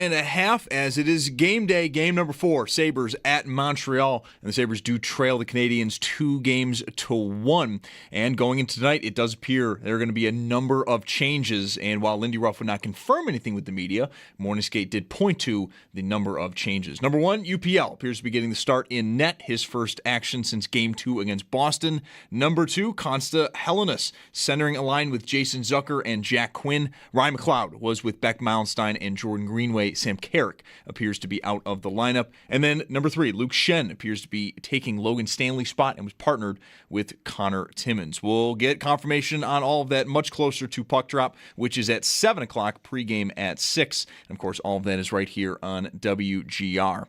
There's one other game tonight, Ducks at Las Vegas. That series is tied 2-2. Puck drop there is at 9:30. And then some schedule notes. We do have confirmation of the first Monday night game of the year, and it's going to be Denver at Kansas City. We did get confirmation on that. Initially, it was thought we'd have to wait until Thursday. And then an international game. Bengals going to play the Falcons in Week 9 in Madrid. And again, the full schedule release is going to be on Thursday. And then in baseball, Bison's home tonight against the Woo Sox. First pitch just after 6. In the majors, Yankees at Baltimore at 6:35. Blue Jays hosting the Rays at 7:07. And the Mets have the Tigers in town at 7:10. That's your Paddock Chevrolet Sports Headlines. Paddock Chevrolet with you for the extra mile since 1935. I'm Zach Jones for Western New York's Voice of the Fan, WGR.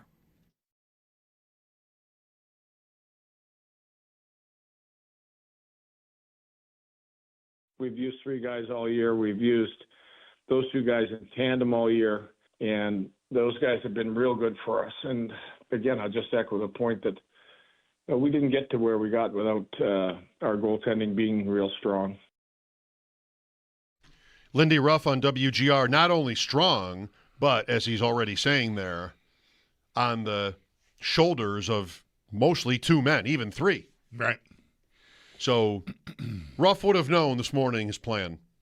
And later in the day, even before noon, we got it. Luukkonen plays. What would you do? 803-0550, Mike Schopp and the Bulldog here. Bulldog nailed it again. He said, you got to go to Lyon in Game 3 against Boston, and you got to go to Luukkonen here. And Ruff did both times, and he's 1 for 1 at this. Right, so hope it works. And nobody, I mean, I wanted to play the game last time, play it out, but almost nobody would have done anything else differently than he's done in these playoffs. Right. Going to Lyon or rather going to Luukkonen in Game 3 could have been considered, and anything else from the Boston series. But really, he's made the book play every time. Right. The only time Lyon lost in the Boston series was 2-1 in overtime. That would be a weird place to switch your goalie. Unless you were of the mind that I was going to just use the 2 guys, in which case you could have easily done it, but he didn't. I supported that. I think this has made sense so far. And I had thought it made sense yesterday for them to pivot to Luukkonen, and that's exactly what they're going to do. Now they just need to get the same result they got when they pivoted to Lyon. Because they're down now. They pivoted to Lyon before they were down. They were even going to Boston, and he did a great job, and they came home with a 3-1 lead. Here we're already staring at 2-1, first deficit of this. It's only been 1 series and 3 games of another, but they're down for the first time. So let's see how they react, and I think it was called for to go to Luukkonen. If you were ever going to use him again, waiting until Thursday, waiting until 3-1 down. Obviously, if you would stayed with Lyon and you win tonight, then you wouldn't ever make the change. Losing is sort of like, oh, okay, well, now we got to do it. And that's a tougher spot. At least you do have the wiggle room here of being alive after tonight, whatever Luukkonen does for you. Hopefully you get a great performance and you get the win and it validates the choice. But if not, you're still alive at least. Whereas waiting until Thursday to make a switch, if tonight was going to go bad again for Lyon again, who knows? Didn't have to. It's just you're as ahead of it as you can be. You're not waiting until you have a chance to lose and have your season be over before you make a switch. And I think that's what you should do if you've got 2 guys that you equally believe in. And I take them at face value on that. I think the season tells you should. I mean, I can appreciate that Lyon had a great stretch here in these playoffs, and pivoting to him helped you win the Boston series. But if you believe in the two guys and you plan to use the two guys all along, this is the spot you do it. So, and I know it's not the easiest spot. It's a tense, loud, intimidating venue. But where in the playoffs at this time of the year isn't going to be at least some degree of that? Right. So, I know Montreal does pour it on thick, and on TV, it certainly, I'm sure in person too. I mean, Paul's not the only person I've heard say that they don't know that they've ever seen a more emotionally charged pre-whatever. Like the show before the anthems was very powerful. So the players aren't even watching that, though. Right? I don't know. Right? Are they? Paul said in his column that it's like second to none, that building. Emily Kaplan of ESPN, who's there as a rinkside reporter, I'm a big fan of hers. She basically corroborated that. She's like, there's no experience in the NHL like this. I just think there's a limit to what that means. Like, I think you made the right point. Literally, Raleigh, North Carolina sounds pretty hyped. Right. And I just, it's round 2 and you played 100 games. Like, just how interesting even is the crowd to you? Just like, that's not what I'm here for. Yeah, I think especially for a goalie, like I think you go in wherever you're going in a high-stakes game as the goalie, and I think second nature, most guys, I can't say all guys because we've found out here since these playoffs came upon us and we got this extended look at them here in the postseason, that Alex Lyon is he's a different breed. Like he wants to trash talk with the fans during the game in Boston. Like most goalies are, I think, trained and largely successful at just tunnel vision. Like if your deal is I'm going to get out there and I'm like beyond the glass doesn't matter to me, then literally it shouldn't matter how loud, how crazy Montreal is. I guess if it can penetrate that, if you're used to being able to tune it out but you can't, well, then you maybe have a problem. And then no one's ever going to tell you that. So you're left to guess. But I think generally, however loud it is there, how much more loud it is than a regular season game that Luukkonen would have played in Montreal many times. I don't know how much different the experience for the goalie himself is, like to tune it out and just concentrate on what's happening in front of him and behind him. Sorry, I'm not spending any time on the crowd. I think more likely, if there is one, the concern with Luukkonen is he hasn't played in 2 weeks. But back when the winning streak started in December 9th is kind of a famous date, right? That's when they won in Edmonton. They lost in Calgary the night before. Luukkonen played that game. He gave up 5 on 22. And then it would have been Lyon or even Ellis, I don't remember, who played the game in Edmonton. But they get rolling. They win. Ellis started it, and he got pulled because he got hit in the head. Edmonton? In Edmonton, yes. So Luukkonen sits the bench after the Calgary loss December 8th. He starts again only 13 days later is when he gets – now they're rolling. They won in Seattle, and they won home games, and now it's starting to take off. They give Luukkonen December 21st, 13 days after Calgary, gives up 1 goal on 27. 6 days later, Boston, 1 goal on 23. 4 days later, Dallas, a game you loved, 1 goal on 29. So he had 2 weeks off. He wasn't injured, but they were winning with other guys. Eventually, it comes back around to him. And 3 starts in a row, not 3 in a row, like Sabre games in a row, but 3 of his own starts in a row, 1 allowed, 1 allowed, 1 allowed. Good tests, all wins. And that's the continuation of the winning streak that eventually led to first place in the division. Right. And the space, the 3 games right before that winning streak are the last time this team has lost 3 games in a row in regulation. And he had 2 of those. He had 2 of those. He had the one that preceded the Calgary game was Winnipeg, and that was a 4-1 loss. 5-2 before that in Philly, but whatever, and that was Ellis. But 3 in a row in regulation. It didn't happen again the rest of the year. They lost 3 in a row down the stretch here, but 2 of those, Anaheim and Boston, were in overtime. So you got to go back. I mean, that's what you're looking at tonight. Like a loss tonight, whatever, in regulation even, would be 3 in a row in regulation, and that has not happened since before they became the story of the league. So I know, like, the matchups, it looked really tough in games 2 and 3, and like I'm listening. If you're really feeling bummed out about how those 2 games went, I mean, I never expected them to get sort of put down on the scoreboard like that, but they did.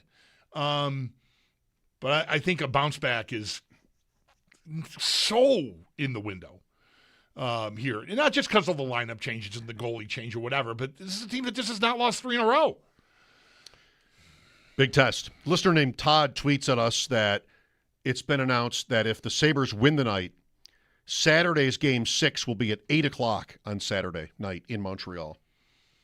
I think we're 7 o'clock for Game 5, right? Yes, that's right. That's locked in? Yes. So if the series gets to Game 6, that would be 8 o'clock Saturday night on the road. Thanks, Todd. I'm not watching the West at all. I don't know what that should mean. I'm not watching it at all. It reminds me of my former me. Just not paying attention to Nope. the NHL playoffs because the Sabres aren't in, but they are in, and you're not watching. I'm not watching at all. I've got no shot at my pool. Too many Browns. I'm cooked there too. Yeah. Too many Mammoth, Flyers. Yeah. Flyers, we give it a good try. Stars, Oilers. I pretty much just blanked. I have Montreal, but that's not going to be enough. So I've got no stake in the West. Yeah. And I don't know. I was just really hopeful Minnesota could give Colorado another, and whatever. Don't be deceived by it. 2 empty net goals. It was a 3-2. It was a tie game into the middle of the third period. Go ahead goal, 3-2, and then a pair of empty netters to make it 5-2. So what I watched of the game was pretty competitive, pretty even, on the heels of a big win for Minnesota in Game 3. But now they're down 3-1, and I mean, just good luck. Good luck. Bisons are home tonight. $2 hot dogs. Tuesday means $2 hot dogs. Right. Worcester. Your Worcester Red Sox. Is that what they are now? All right. Aren't they? I don't know. I guess. That's got to be your team. If you're the Red Sox fan, you got to be a Worcester fan. I get everybody now. What happened to Pawtucket? They're Worcester. What the hell happened there?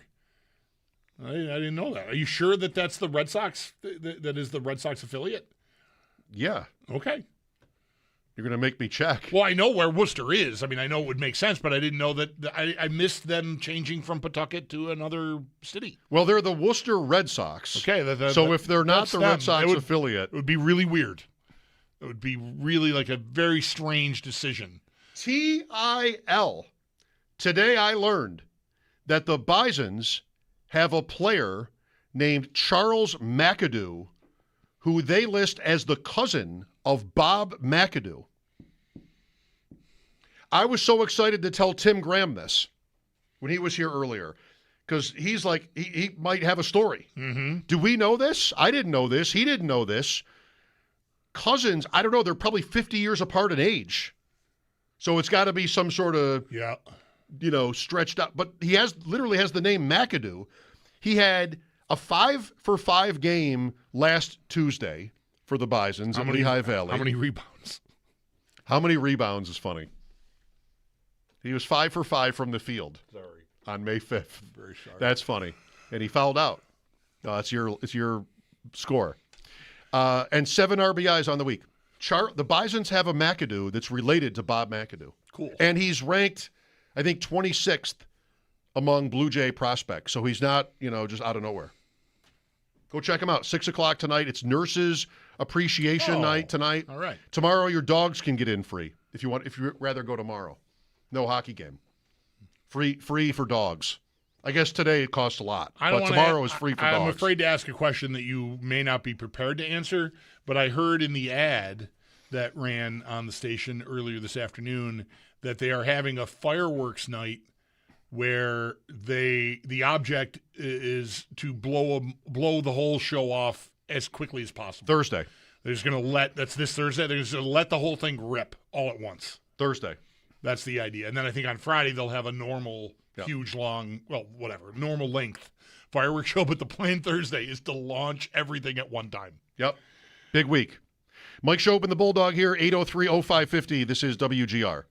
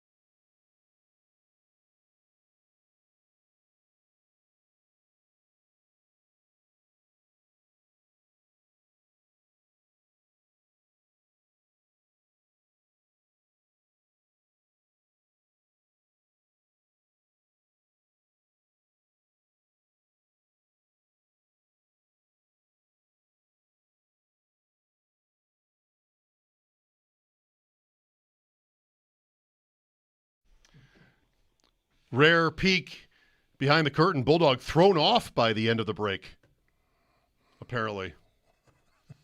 You weren't ready for it. No, I was ready for the end of the break. I just noticed that we had exactly a minute. Before the next break. Oh, say something interesting quick. That's what that noise was. Got anything? Worst record in baseball, the Mets. Wow, beautiful. Right? The Mets have the worst record in baseball. Baseball has the Rockies. Baseball has the White Sox. I mean, of course, the Red Sox. The Pirates. No, the Mets have the worst record in baseball. Back to hockey. After the update here on WGR.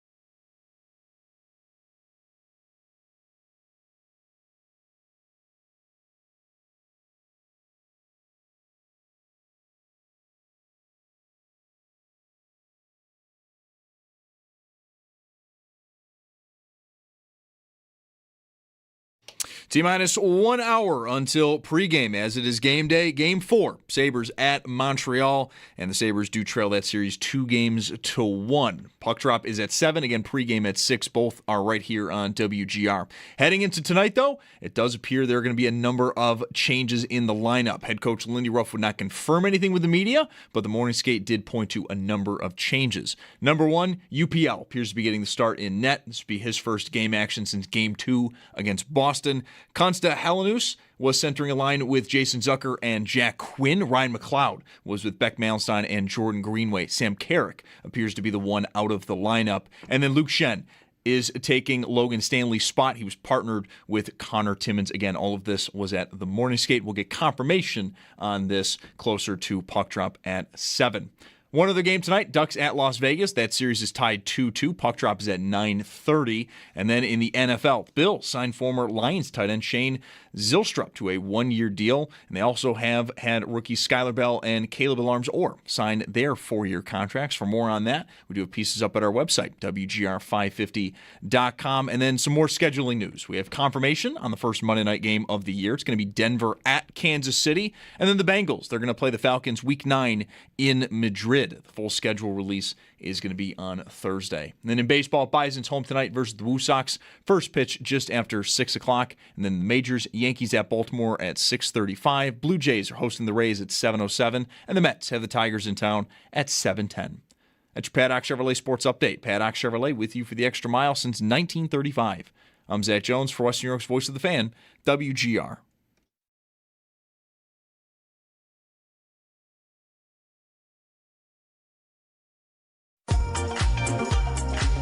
Mike Schopp. Hey, put a little. I never get this line out the first time. It's not even good. Hey, put a little bit more in there, cowboy. And the Bulldog. What's your degree in? Kicking ass and taking names. On WGR Sports Radio 550. Okay, here we go. Game 4, almost a must-win. Feels like one to me. 803-0550 for your thoughts. What about these moves?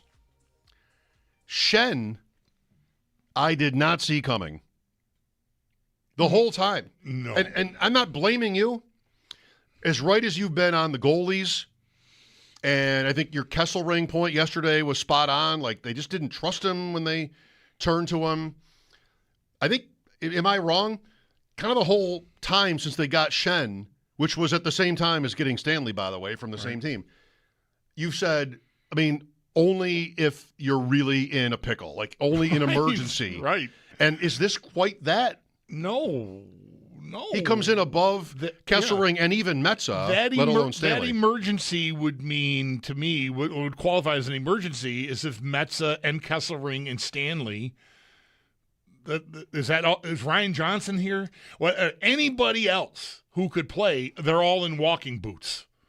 Or something like that. That would be the level of emergency that I would feel would validate putting Luke Schenn back in the lineup. But we're just doing it by choice. As far as I know, none of those men are in walking boots. I believe they're all capable of playing. When I said yesterday, Kesselring, why do it if Lindy doesn't trust him? He talks him up and then he doesn't use him. Like, I think we know the verdict there. He doesn't trust him. That's it. It's not happening now. So I thought Metza was the alternative. Speed. I'm not super intimidated by this team, physically anyway. So Metza, I thought, being a puck mover and a good skater would make sense. But instead, we took the slowest guy we had in the lineup against a team that seemed to be giving us trouble with speed and are putting maybe the only guy on the roster that's slower than him in. Which is what you're doing, swapping Stanley for Schenn. Curious. So why Schenn? Well, it's a great career. He's won the Cup twice, and not a million years ago. Like, that's in the 20s here with Tampa. Schenn, like at the end, nearer the end than the beginning of his career, he won with Tampa twice. So you've got experience. He is a willing pugilist. If you're worried about that, I am not. I mean, some people are asserting that this is because Arbor Xhekaj punched Sam Carrick in the chin at the end of Game 3. I mean, I don't know. Maybe, but boy, that would be tough to me to accept as a reason why I'm doing that. I would have thought Metsa and Kesselring easily outranked him. So what do I know? Hopefully it'll go, a certain way here.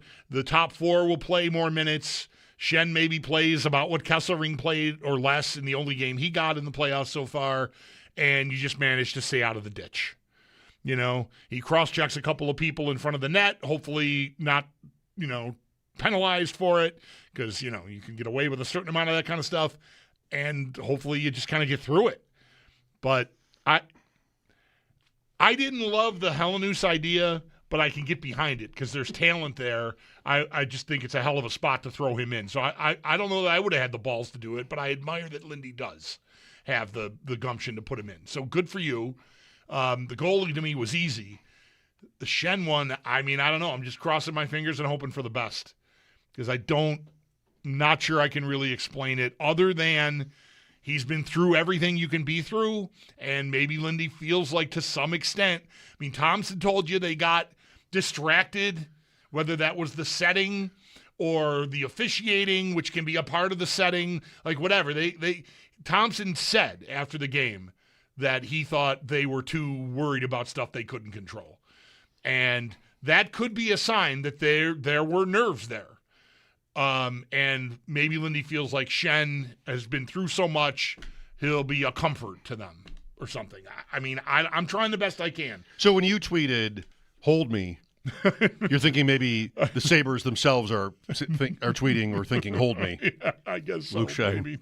Yeah. Please hold me. Please hold me. Yes. Man, I hope it's not that bad. I don't know. I can't I can't find a hockey on the ice reason that I really respect. The fact that he might have punched this guy in the face once a couple years ago couldn't mean less to me. Considering the stakes in this is not an exhibition game. This is not a score-settling opportunity. This is Game 4 of a Stanley Cup playoff series where you are down 2-1. I don't need Schenn because he punched the guy once. But other than that, I don't really know, other than everything I just said, and I'm not going to say it all again because nobody needs to hear me, especially you, need to hear me say that all again. I was hoping you would. So I don't know, man. It's a weird one. I'm trying all day to not, this is the longest I've gone on and on about it because it might end up just being a nothing burger. If he plays 5 or 6 minutes and blocks a couple of shots and cross-checks a couple of people and they get the hell out of there with a win, I don't know if that means he stays in now, but it might be just a non-event. He might play so little that it doesn't really have much of an impact. Well, that's where I land on this. And I'm choosing to not mind. It's just, I'm hoping like you are. It's not the move I would have made, but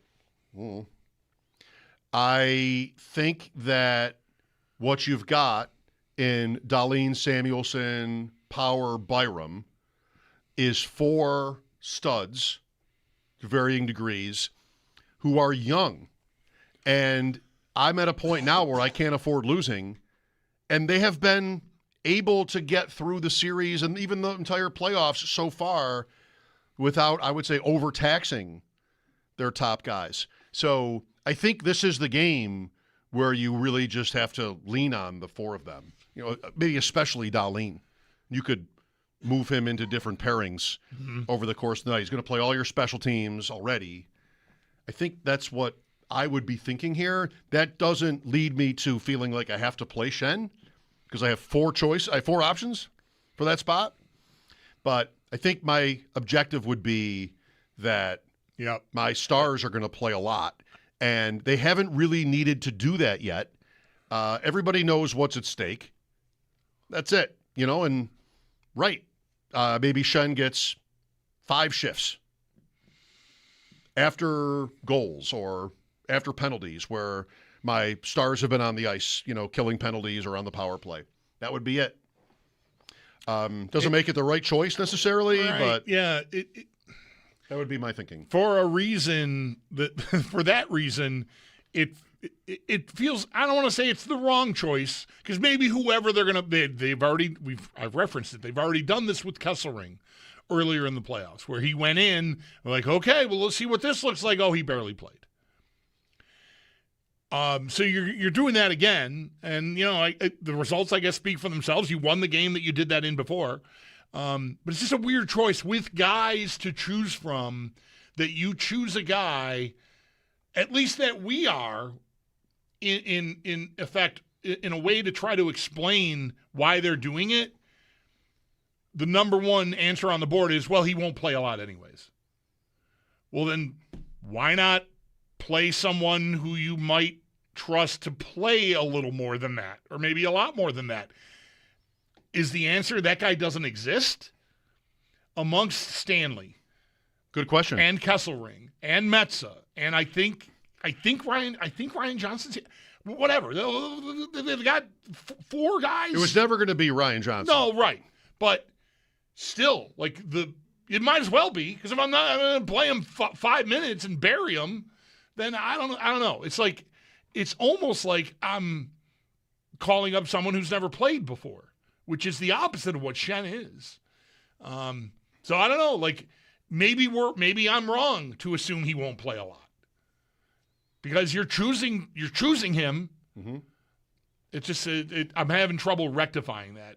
I guess the answer lies within the other guys playing more, because I obviously, if I'm splitting up, let's say, the rest of Stanley's ice time amongst Dahlin, Samuelson, Power, and Byram, then I'm probably better on the ice every one of those moments than I would have been. And I'm better than if the guy that takes Stanley's place is out there. And so the collective overall is I'm better, even though I'm dressing a guy that I maybe won't play a lot. I mean, okay. I hope it works. This will be, for Shen, the 7th team he's appeared in a playoff game for, and the 4th in the last 4 years. I'd be here all day. I would name all the teams, I think. I would have to name all the teams. Toronto is one, but it's only in like 3 years ago when he went back to Toronto. Right. Philadelphia, L.A., the 2 cups with Tampa, the Leafs, the Predators, and then the Jets. And now the Sabres. Long career. Here's Dylan with us. Hi, Dylan. Hey, how's it going? Thanks for taking my call. Sure thing. Yeah, so I think that what they're doing later today is they're just going all-out offense. I really think that's the key that they're going with, especially with taking out a defensive centerman and just leaving the Cloud in and then putting in Hellenis. And then they're going to go ahead and just, like you guys have said, just kind of put Shen in there, maybe have him play 5, 6, 7 minutes, and then just kind of hopefully the other 4 can just take the bull by the horns and just play their game as best as possible. How do you feel about it all, Dylan? Honestly, you never know. It's a shot in the dark. You haven't really had it for the last 2 games. UPL is a decision that I don't know if I agree with, but it's definitely there for the taking if he can, make the, do the best he can. Make the with difference. it. Yeah, right. Yeah, it might be the difference that they need. Who knows? Thanks, Dylan. I'm choosing to be optimistic about Luukkonen too, and it's not much of a strain. Shen, I have to say, like we're talking about, I would more have to say it's just I hope he doesn't have to play very much. Right. Some of these games go for hours. You might be forced into Right. playing your bench. Right. But not a big one when it comes to how a player who we don't even know at all is going to perform under pressure. We just do not know that at all. I could see Helenius being tight. I could also see him being the loosest player on the team in a good way, because what is this? Like I'm 20 years old. Benson's 21 now, so that's I'm the 20-year-old on this team. I'm just going. This is going to be the most fun I've ever had. And I got really nothing to lose. They're turning to me like it's an honor. Like let's go. This is what I do. And Who knows? But I want to stay away from assumptions when it comes to players in this. I think it's more interesting what's happened to Tuck, and to an extent Thompson. I mean, of course, Thompson famously in Game 2, or infamously, like, yikes, what a night. But Tuck as well, and then in Montreal, I might say that Tuck was more sort of conspicuous in his game versus Thompson. Still, either way, those are the guys. I mean, I'm going to need that, I think. Yeah. We kept saying that about the Boston series, and it didn't end up being true, as happens a lot in hockey, where we're talking about what needs to happen, keys to the game in the series. That first line did get you off to the great start in Game 6. Like, Tuck scored off that feed from Dahlin. True. Thompson. Like, that was the number ones did the job there, and it was more of a goal you worked at than the goal that Thompson scored in the first minute on Sunday, where it was just off the back wall and in the net. Like, fair. Yeah, anyone could have scored that goal. I admit, I think of that goal in Boston as a Dahlin goal because it's such a Dahlin play. But you're right.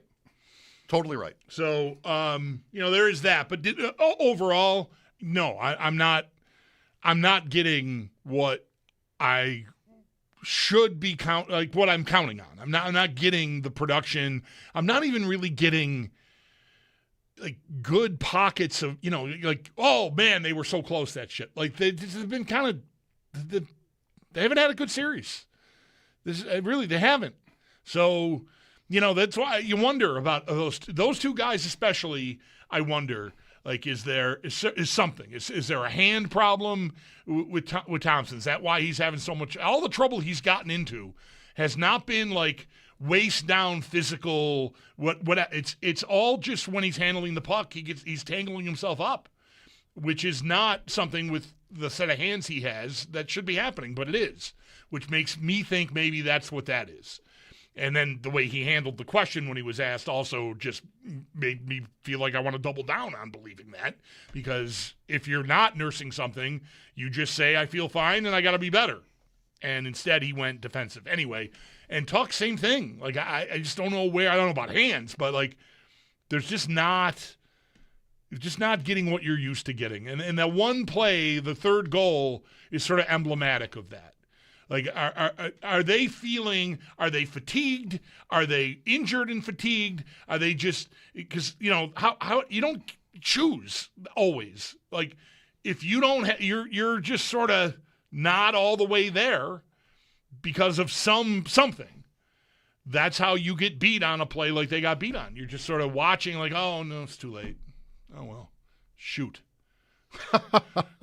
And there's no time for that. This team has had a lot of things that they've done very well all year, and defending plays like that aggressively, digging in and getting back and doing the work is a key part of their success. And it just was not there, certainly on that play. And if that's a symptom of a bigger problem with either one of those guys or both of them, I'm in real tough, I think. But I don't know that yet. That's what tonight is for. Caleb is next. Hi, Caleb. Hi, thanks for taking my call. Sure. I am listening from San Diego, California. I grew up in Buffalo. Yeah, just moved here about 4 years ago. Absolute diehard Sabres and Bills fan. Probably watched over 700 Sabres games over the last 14 years. Just like, I always try to make it a point to watch every single game until I have lost hope of the playoff race. And that always took me an embarrassingly long amount of time. But this year... Yeah, because I'm going to say, what do you do after Halloween every year? Because it's... Yeah, it's usually just about the first 50 games that I'm really putting everyone off and just for the games. But this year I watched 77 of the 82 regular season games. Like, it is a point I do not miss. The only reason I miss those 5 is because I umpire high school baseball. And when the playoff schedules come out, I go into my schedule and I go, nope, can't work this day, can't work this day, can't work this day. And last night I got a text said, hey, can you work tomorrow? And my gut reaction was, no, I cannot. It's a big game tomorrow. And then I was thinking, I was like, I worked 5 games before. Let me go see how those turned out. So I went back in the schedule, And the games that I worked, that I umpired baseball and missed, we are 5-0, and we outscored opponents 24-6. So I was like, oh, shoot, I think I got to do my part here for the Sabres. And so I was just calling to let you know, I'm not sure which one of you said it with your 3 hats having 3 losses, but I've got the superstitions covered because I am going to be behind home plate and missing probably the second half of the game tonight. Wow. Well, hope it works out. We appreciate your sacrifice, Caleb. Yes. Yes. Thanks, guys. I hope it's 2-2 on the other side. Thanks for sharing. Yeah. I hope that works out for you. I will be working tonight. Yes, you are. That's right. I like to see. Caleb's. That's what I said earlier. I like that you're going to be doing something else during the hockey game. As it happens, one of my co-hosts is in San Diego, but he doesn't even know who the Sabres are, other than having me tell him. So I'm not going to, it's not going to bother him. Right. Pat Carrane tonight. My plan is, so I host this ADP chasing. It's fantasy football. The other 3 guys all do, Davis, Jacob, and Pat. They all have their own rankings, their own websites. And as anybody can tell from having watched the show, if you've done so, they do almost all of the talking. Imagine me being on a show and almost never talking. Wow, what a dream for all of us. But that is kind of how this show goes. So I am going to be at my bar with this computer and the lights and the microphone and the whole thing to do the podcast, but have my phone to my right with the hockey game on. So I can you'll see me looking to the right a lot tonight. That's me watching the hockey game. With the sound down, I'll be able to watch until 7:30. That's a good half of the first period at least. And then after 9. So I'm not going to miss the beginning or the end. Right. But I'm not going to watch the game like I've watched these games. So now you know. Why is it going to be on a phone? Can't you have it on a TV? I don't have a TV down there. Oh, you don't? See, I thought you had a TV down there. I mean, I could have it on the computer through what? Sure, but Fubo, not Fubo. Yeah. HBO. Yeah. No, ESPN tonight? Yeah. Fubo. Yeah, Fubo. Yeah. But I don't think I want to. Sometimes I lose my Wi-Fi down there, and okay, I gotcha. usually close everything but the ranking stuff, but the data when I'm doing this show. Gotcha. Maybe. I don't think I could live with watching this game on a phone. It's too important. It's important. I just feel I'd be very stressed out watching it on a phone. I watched the Yankees-Orioles last night on my phone at my bar. That didn't really seem that stressful. No, I would agree. I watched some of that game, too, early before the hockey started. And, well, when you don't care at all about the outcome, and frankly, I don't hate Baltimore. I hate the Yankees. It's painful. There's nothing going on there. Just why do I even have this on is a question you could ask. Guy was going for a no-hitter. Weathers for the Yankees into the 7th. I saw him early strike out 5 in a row, I think, at one point. So he had some pretty good stuff last night, it seemed like. But he gave up 2 base runners in the 7th. They brought in a reliever. Boom, 3-run homer. That was it. Yeah. I saw. Yeah, 3-2. One hit, 6 in the 3rd. 1 hit. Yeah. That's tough. It's tough. A tough way to lose. He does not get the loss. He didn't get the loss. Okay. Do you have an update for me on Wilson Contreras, by the way? Is he going to go? I can't help you. I don't know. I thought when baseball season got here on the heels of last year's sort of rebirth for me with the Red Sox, I went to a game in Boston, hey, I'm back. The Sabres and hockey I have not thought about. I know they're in last place. That's it. I know they fired everybody. I'm not paying attention at all. Contreras is not in the lineup for the Red Sox tonight. I knew it. I was withholding that information from you. Home to the Phillies. I didn't know that.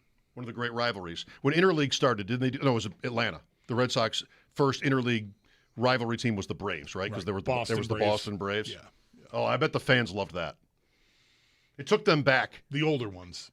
The very, very old fans must have been very nostalgic about the Braves playing in Boston again, 80 years after they had left or whatever it is. Anyway, Game 4, Sabres and Canadiens. Paul Hamilton leads off our pregame coverage at 6.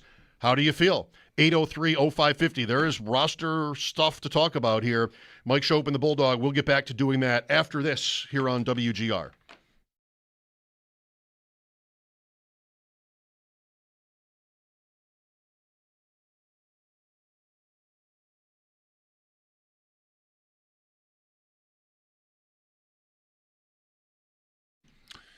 Folks,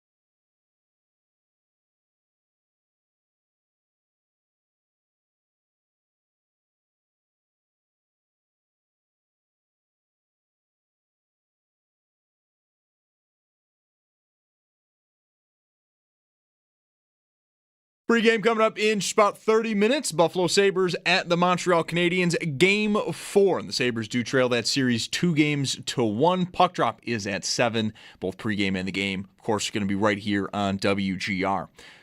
There are expected to be a number of roster changes per the morning skate. While Lindy Ruff would not confirm anything, though, with the media, here's what was seen at morning skate. UPL appears to be getting the start in net. This would be his first game action since Game 2 against Boston. 20-year-old center Konsta Helenius was centering a line with Jason Zucker and Jack Quinn. Ryan McLeod was with Beck Malenstein and Jordan Greenway. Sam Carrick does appear to be the one that is out of the lineup. And then Luke Shen appears to be taking Logan Stanley's spot. He was partnered with Connor Timmins. Again, game time at 7 pregame, and about a half hour at 6.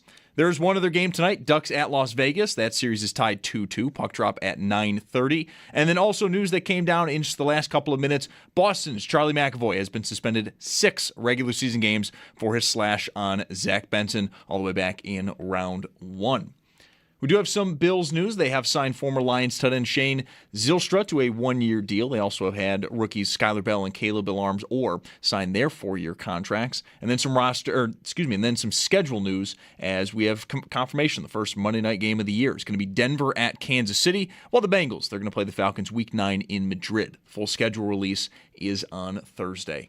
It's Paddock Chevrolet Sports Headlines. Paddock Chevrolet with you for the extra mile since 1935. I'm Zach Jones for Western New York's Voice of the Fan, WGR.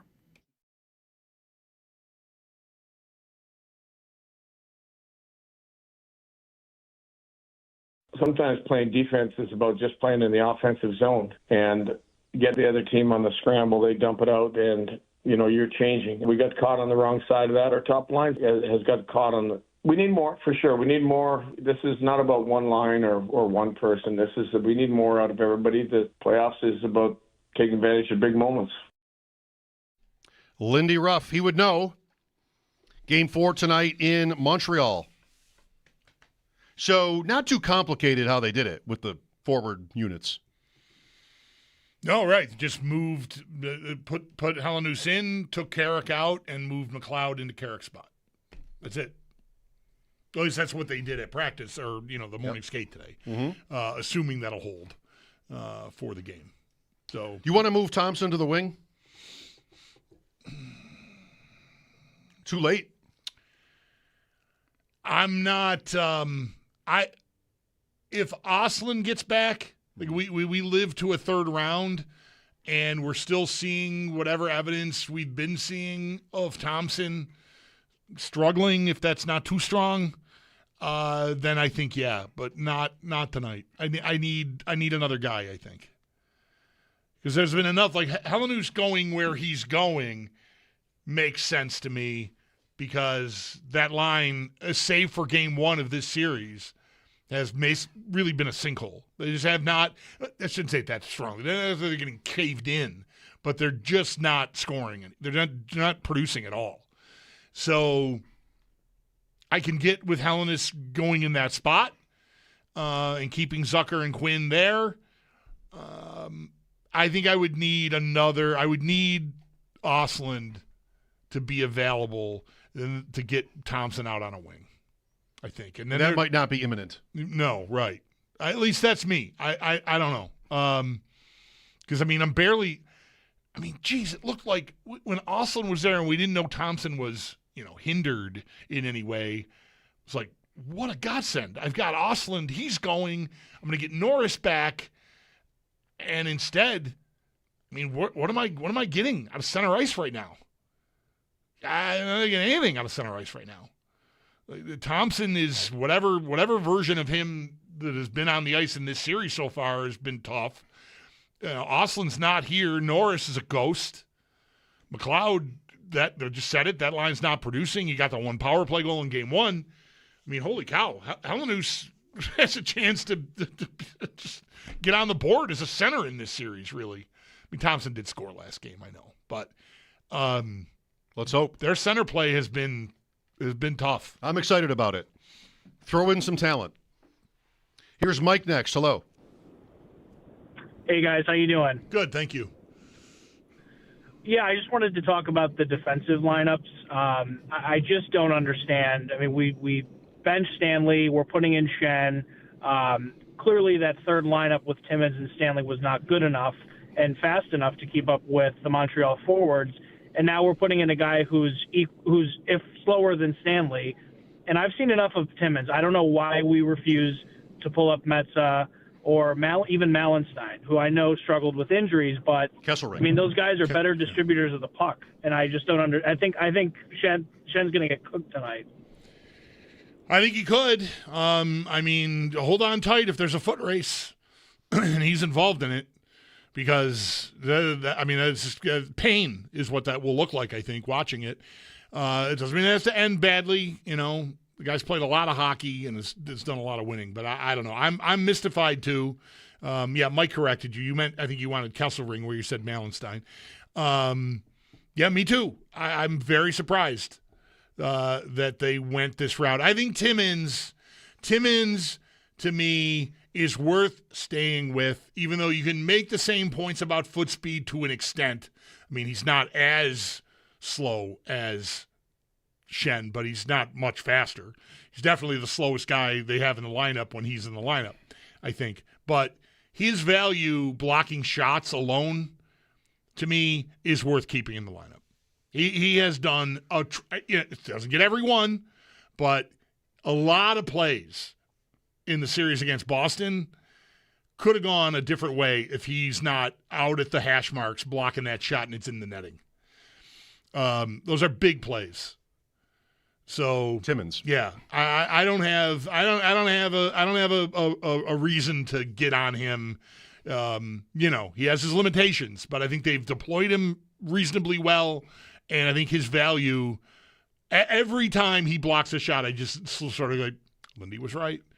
He really wanted this guy. He wanted him for that, maybe more than anything else, and it I think largely has worked. So I don't know. I would not be eager to replace him in the lineup.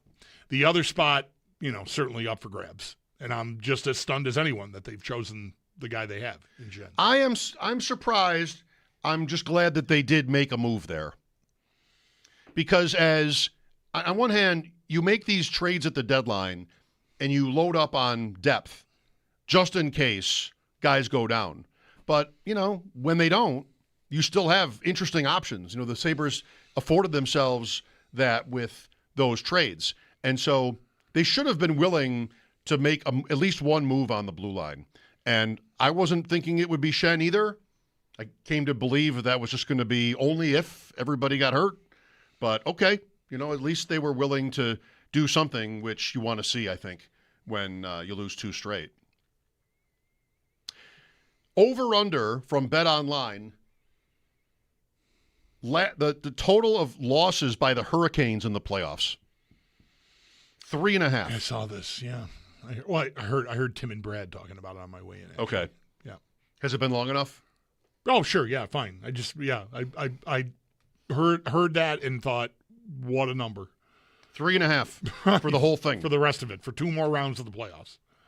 That is an interesting number because based on what I saw from the Cup odds and like winning the East, then winning the Stanley Cup, it's kind of presupposing Carolina wins the Eastern Conference Final in like 5.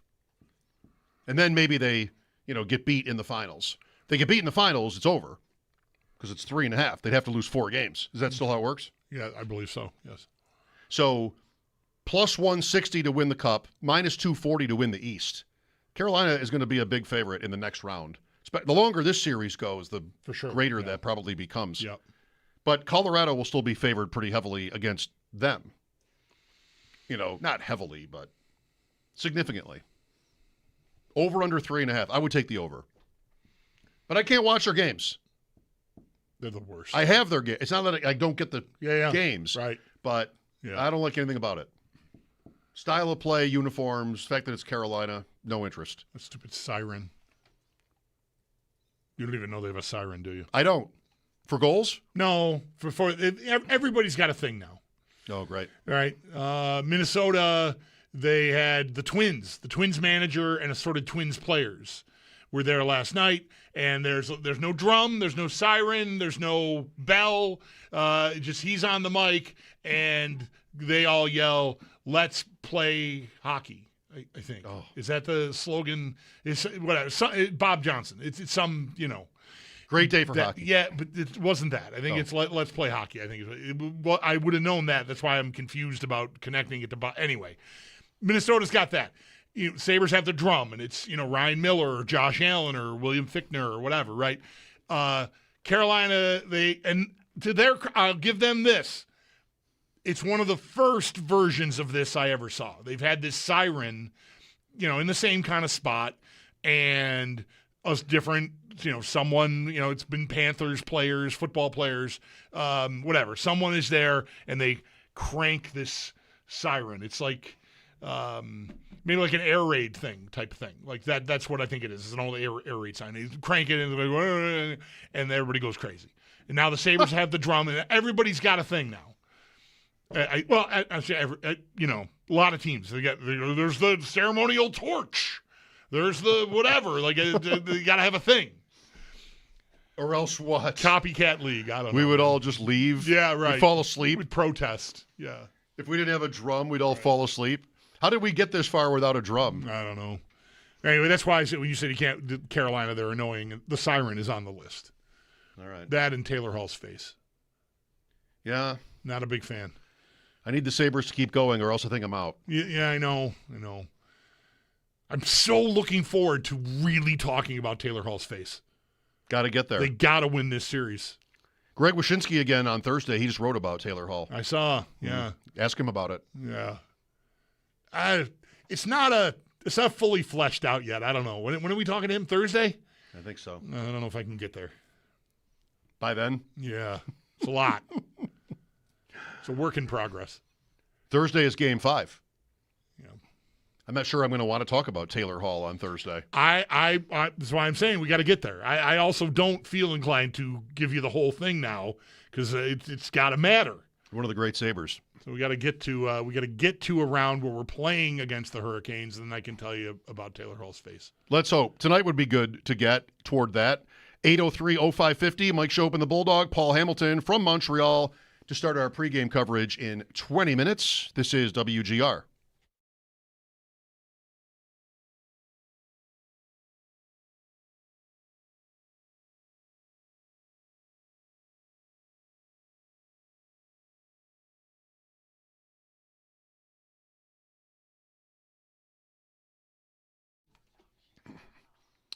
Getting to outlet liquor.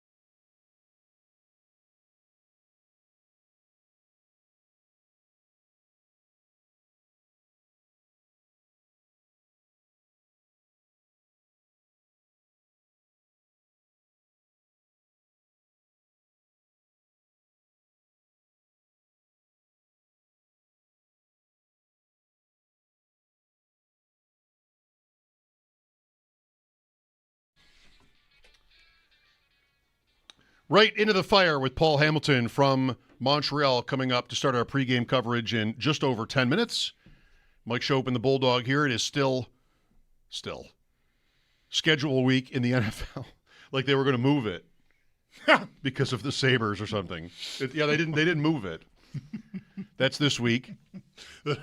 Yeah. Football fans, you should know the hockey playoffs have been going on every year during schedule release week. This isn't just some phenomenon. It's always like this. I'm sure the NFL would like to avoid butting up against the NHL playoffs, but they're just too long. Like this, it's 2 months. Right. So what do you do then? I mean, you got to get the schedule out.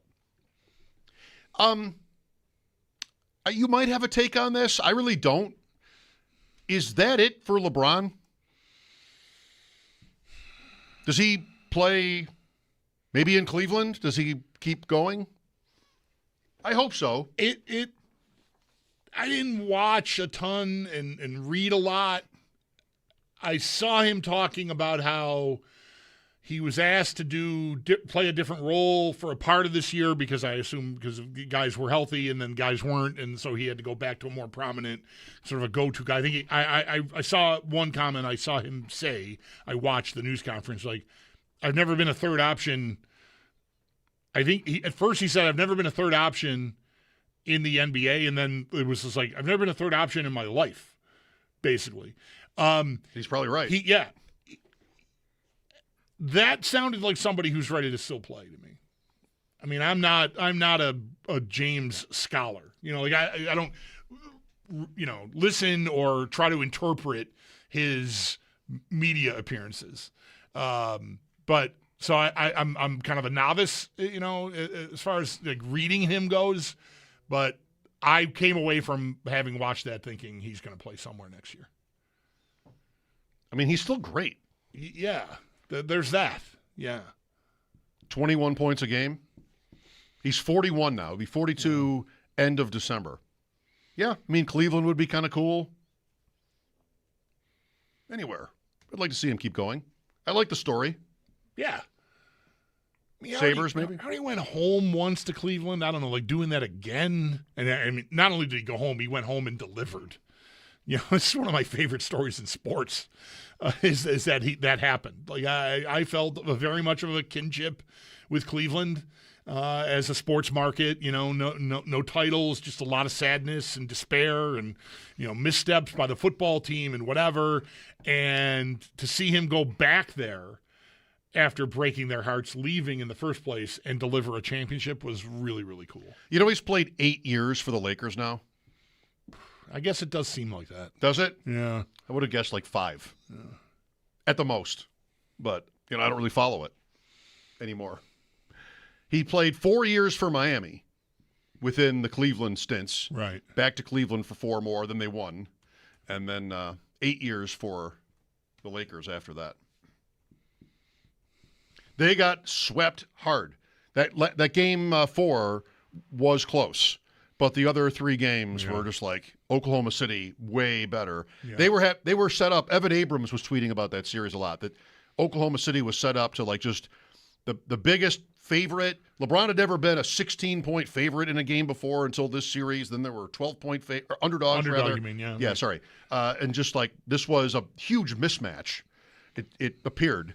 Last night's game stayed close, but not enough for LA. 4-game sweep.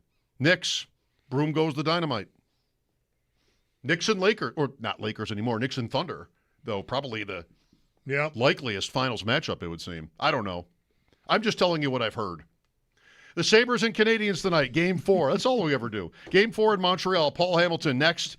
Mike Schopp and the Bulldog here. Big night. This is WGR.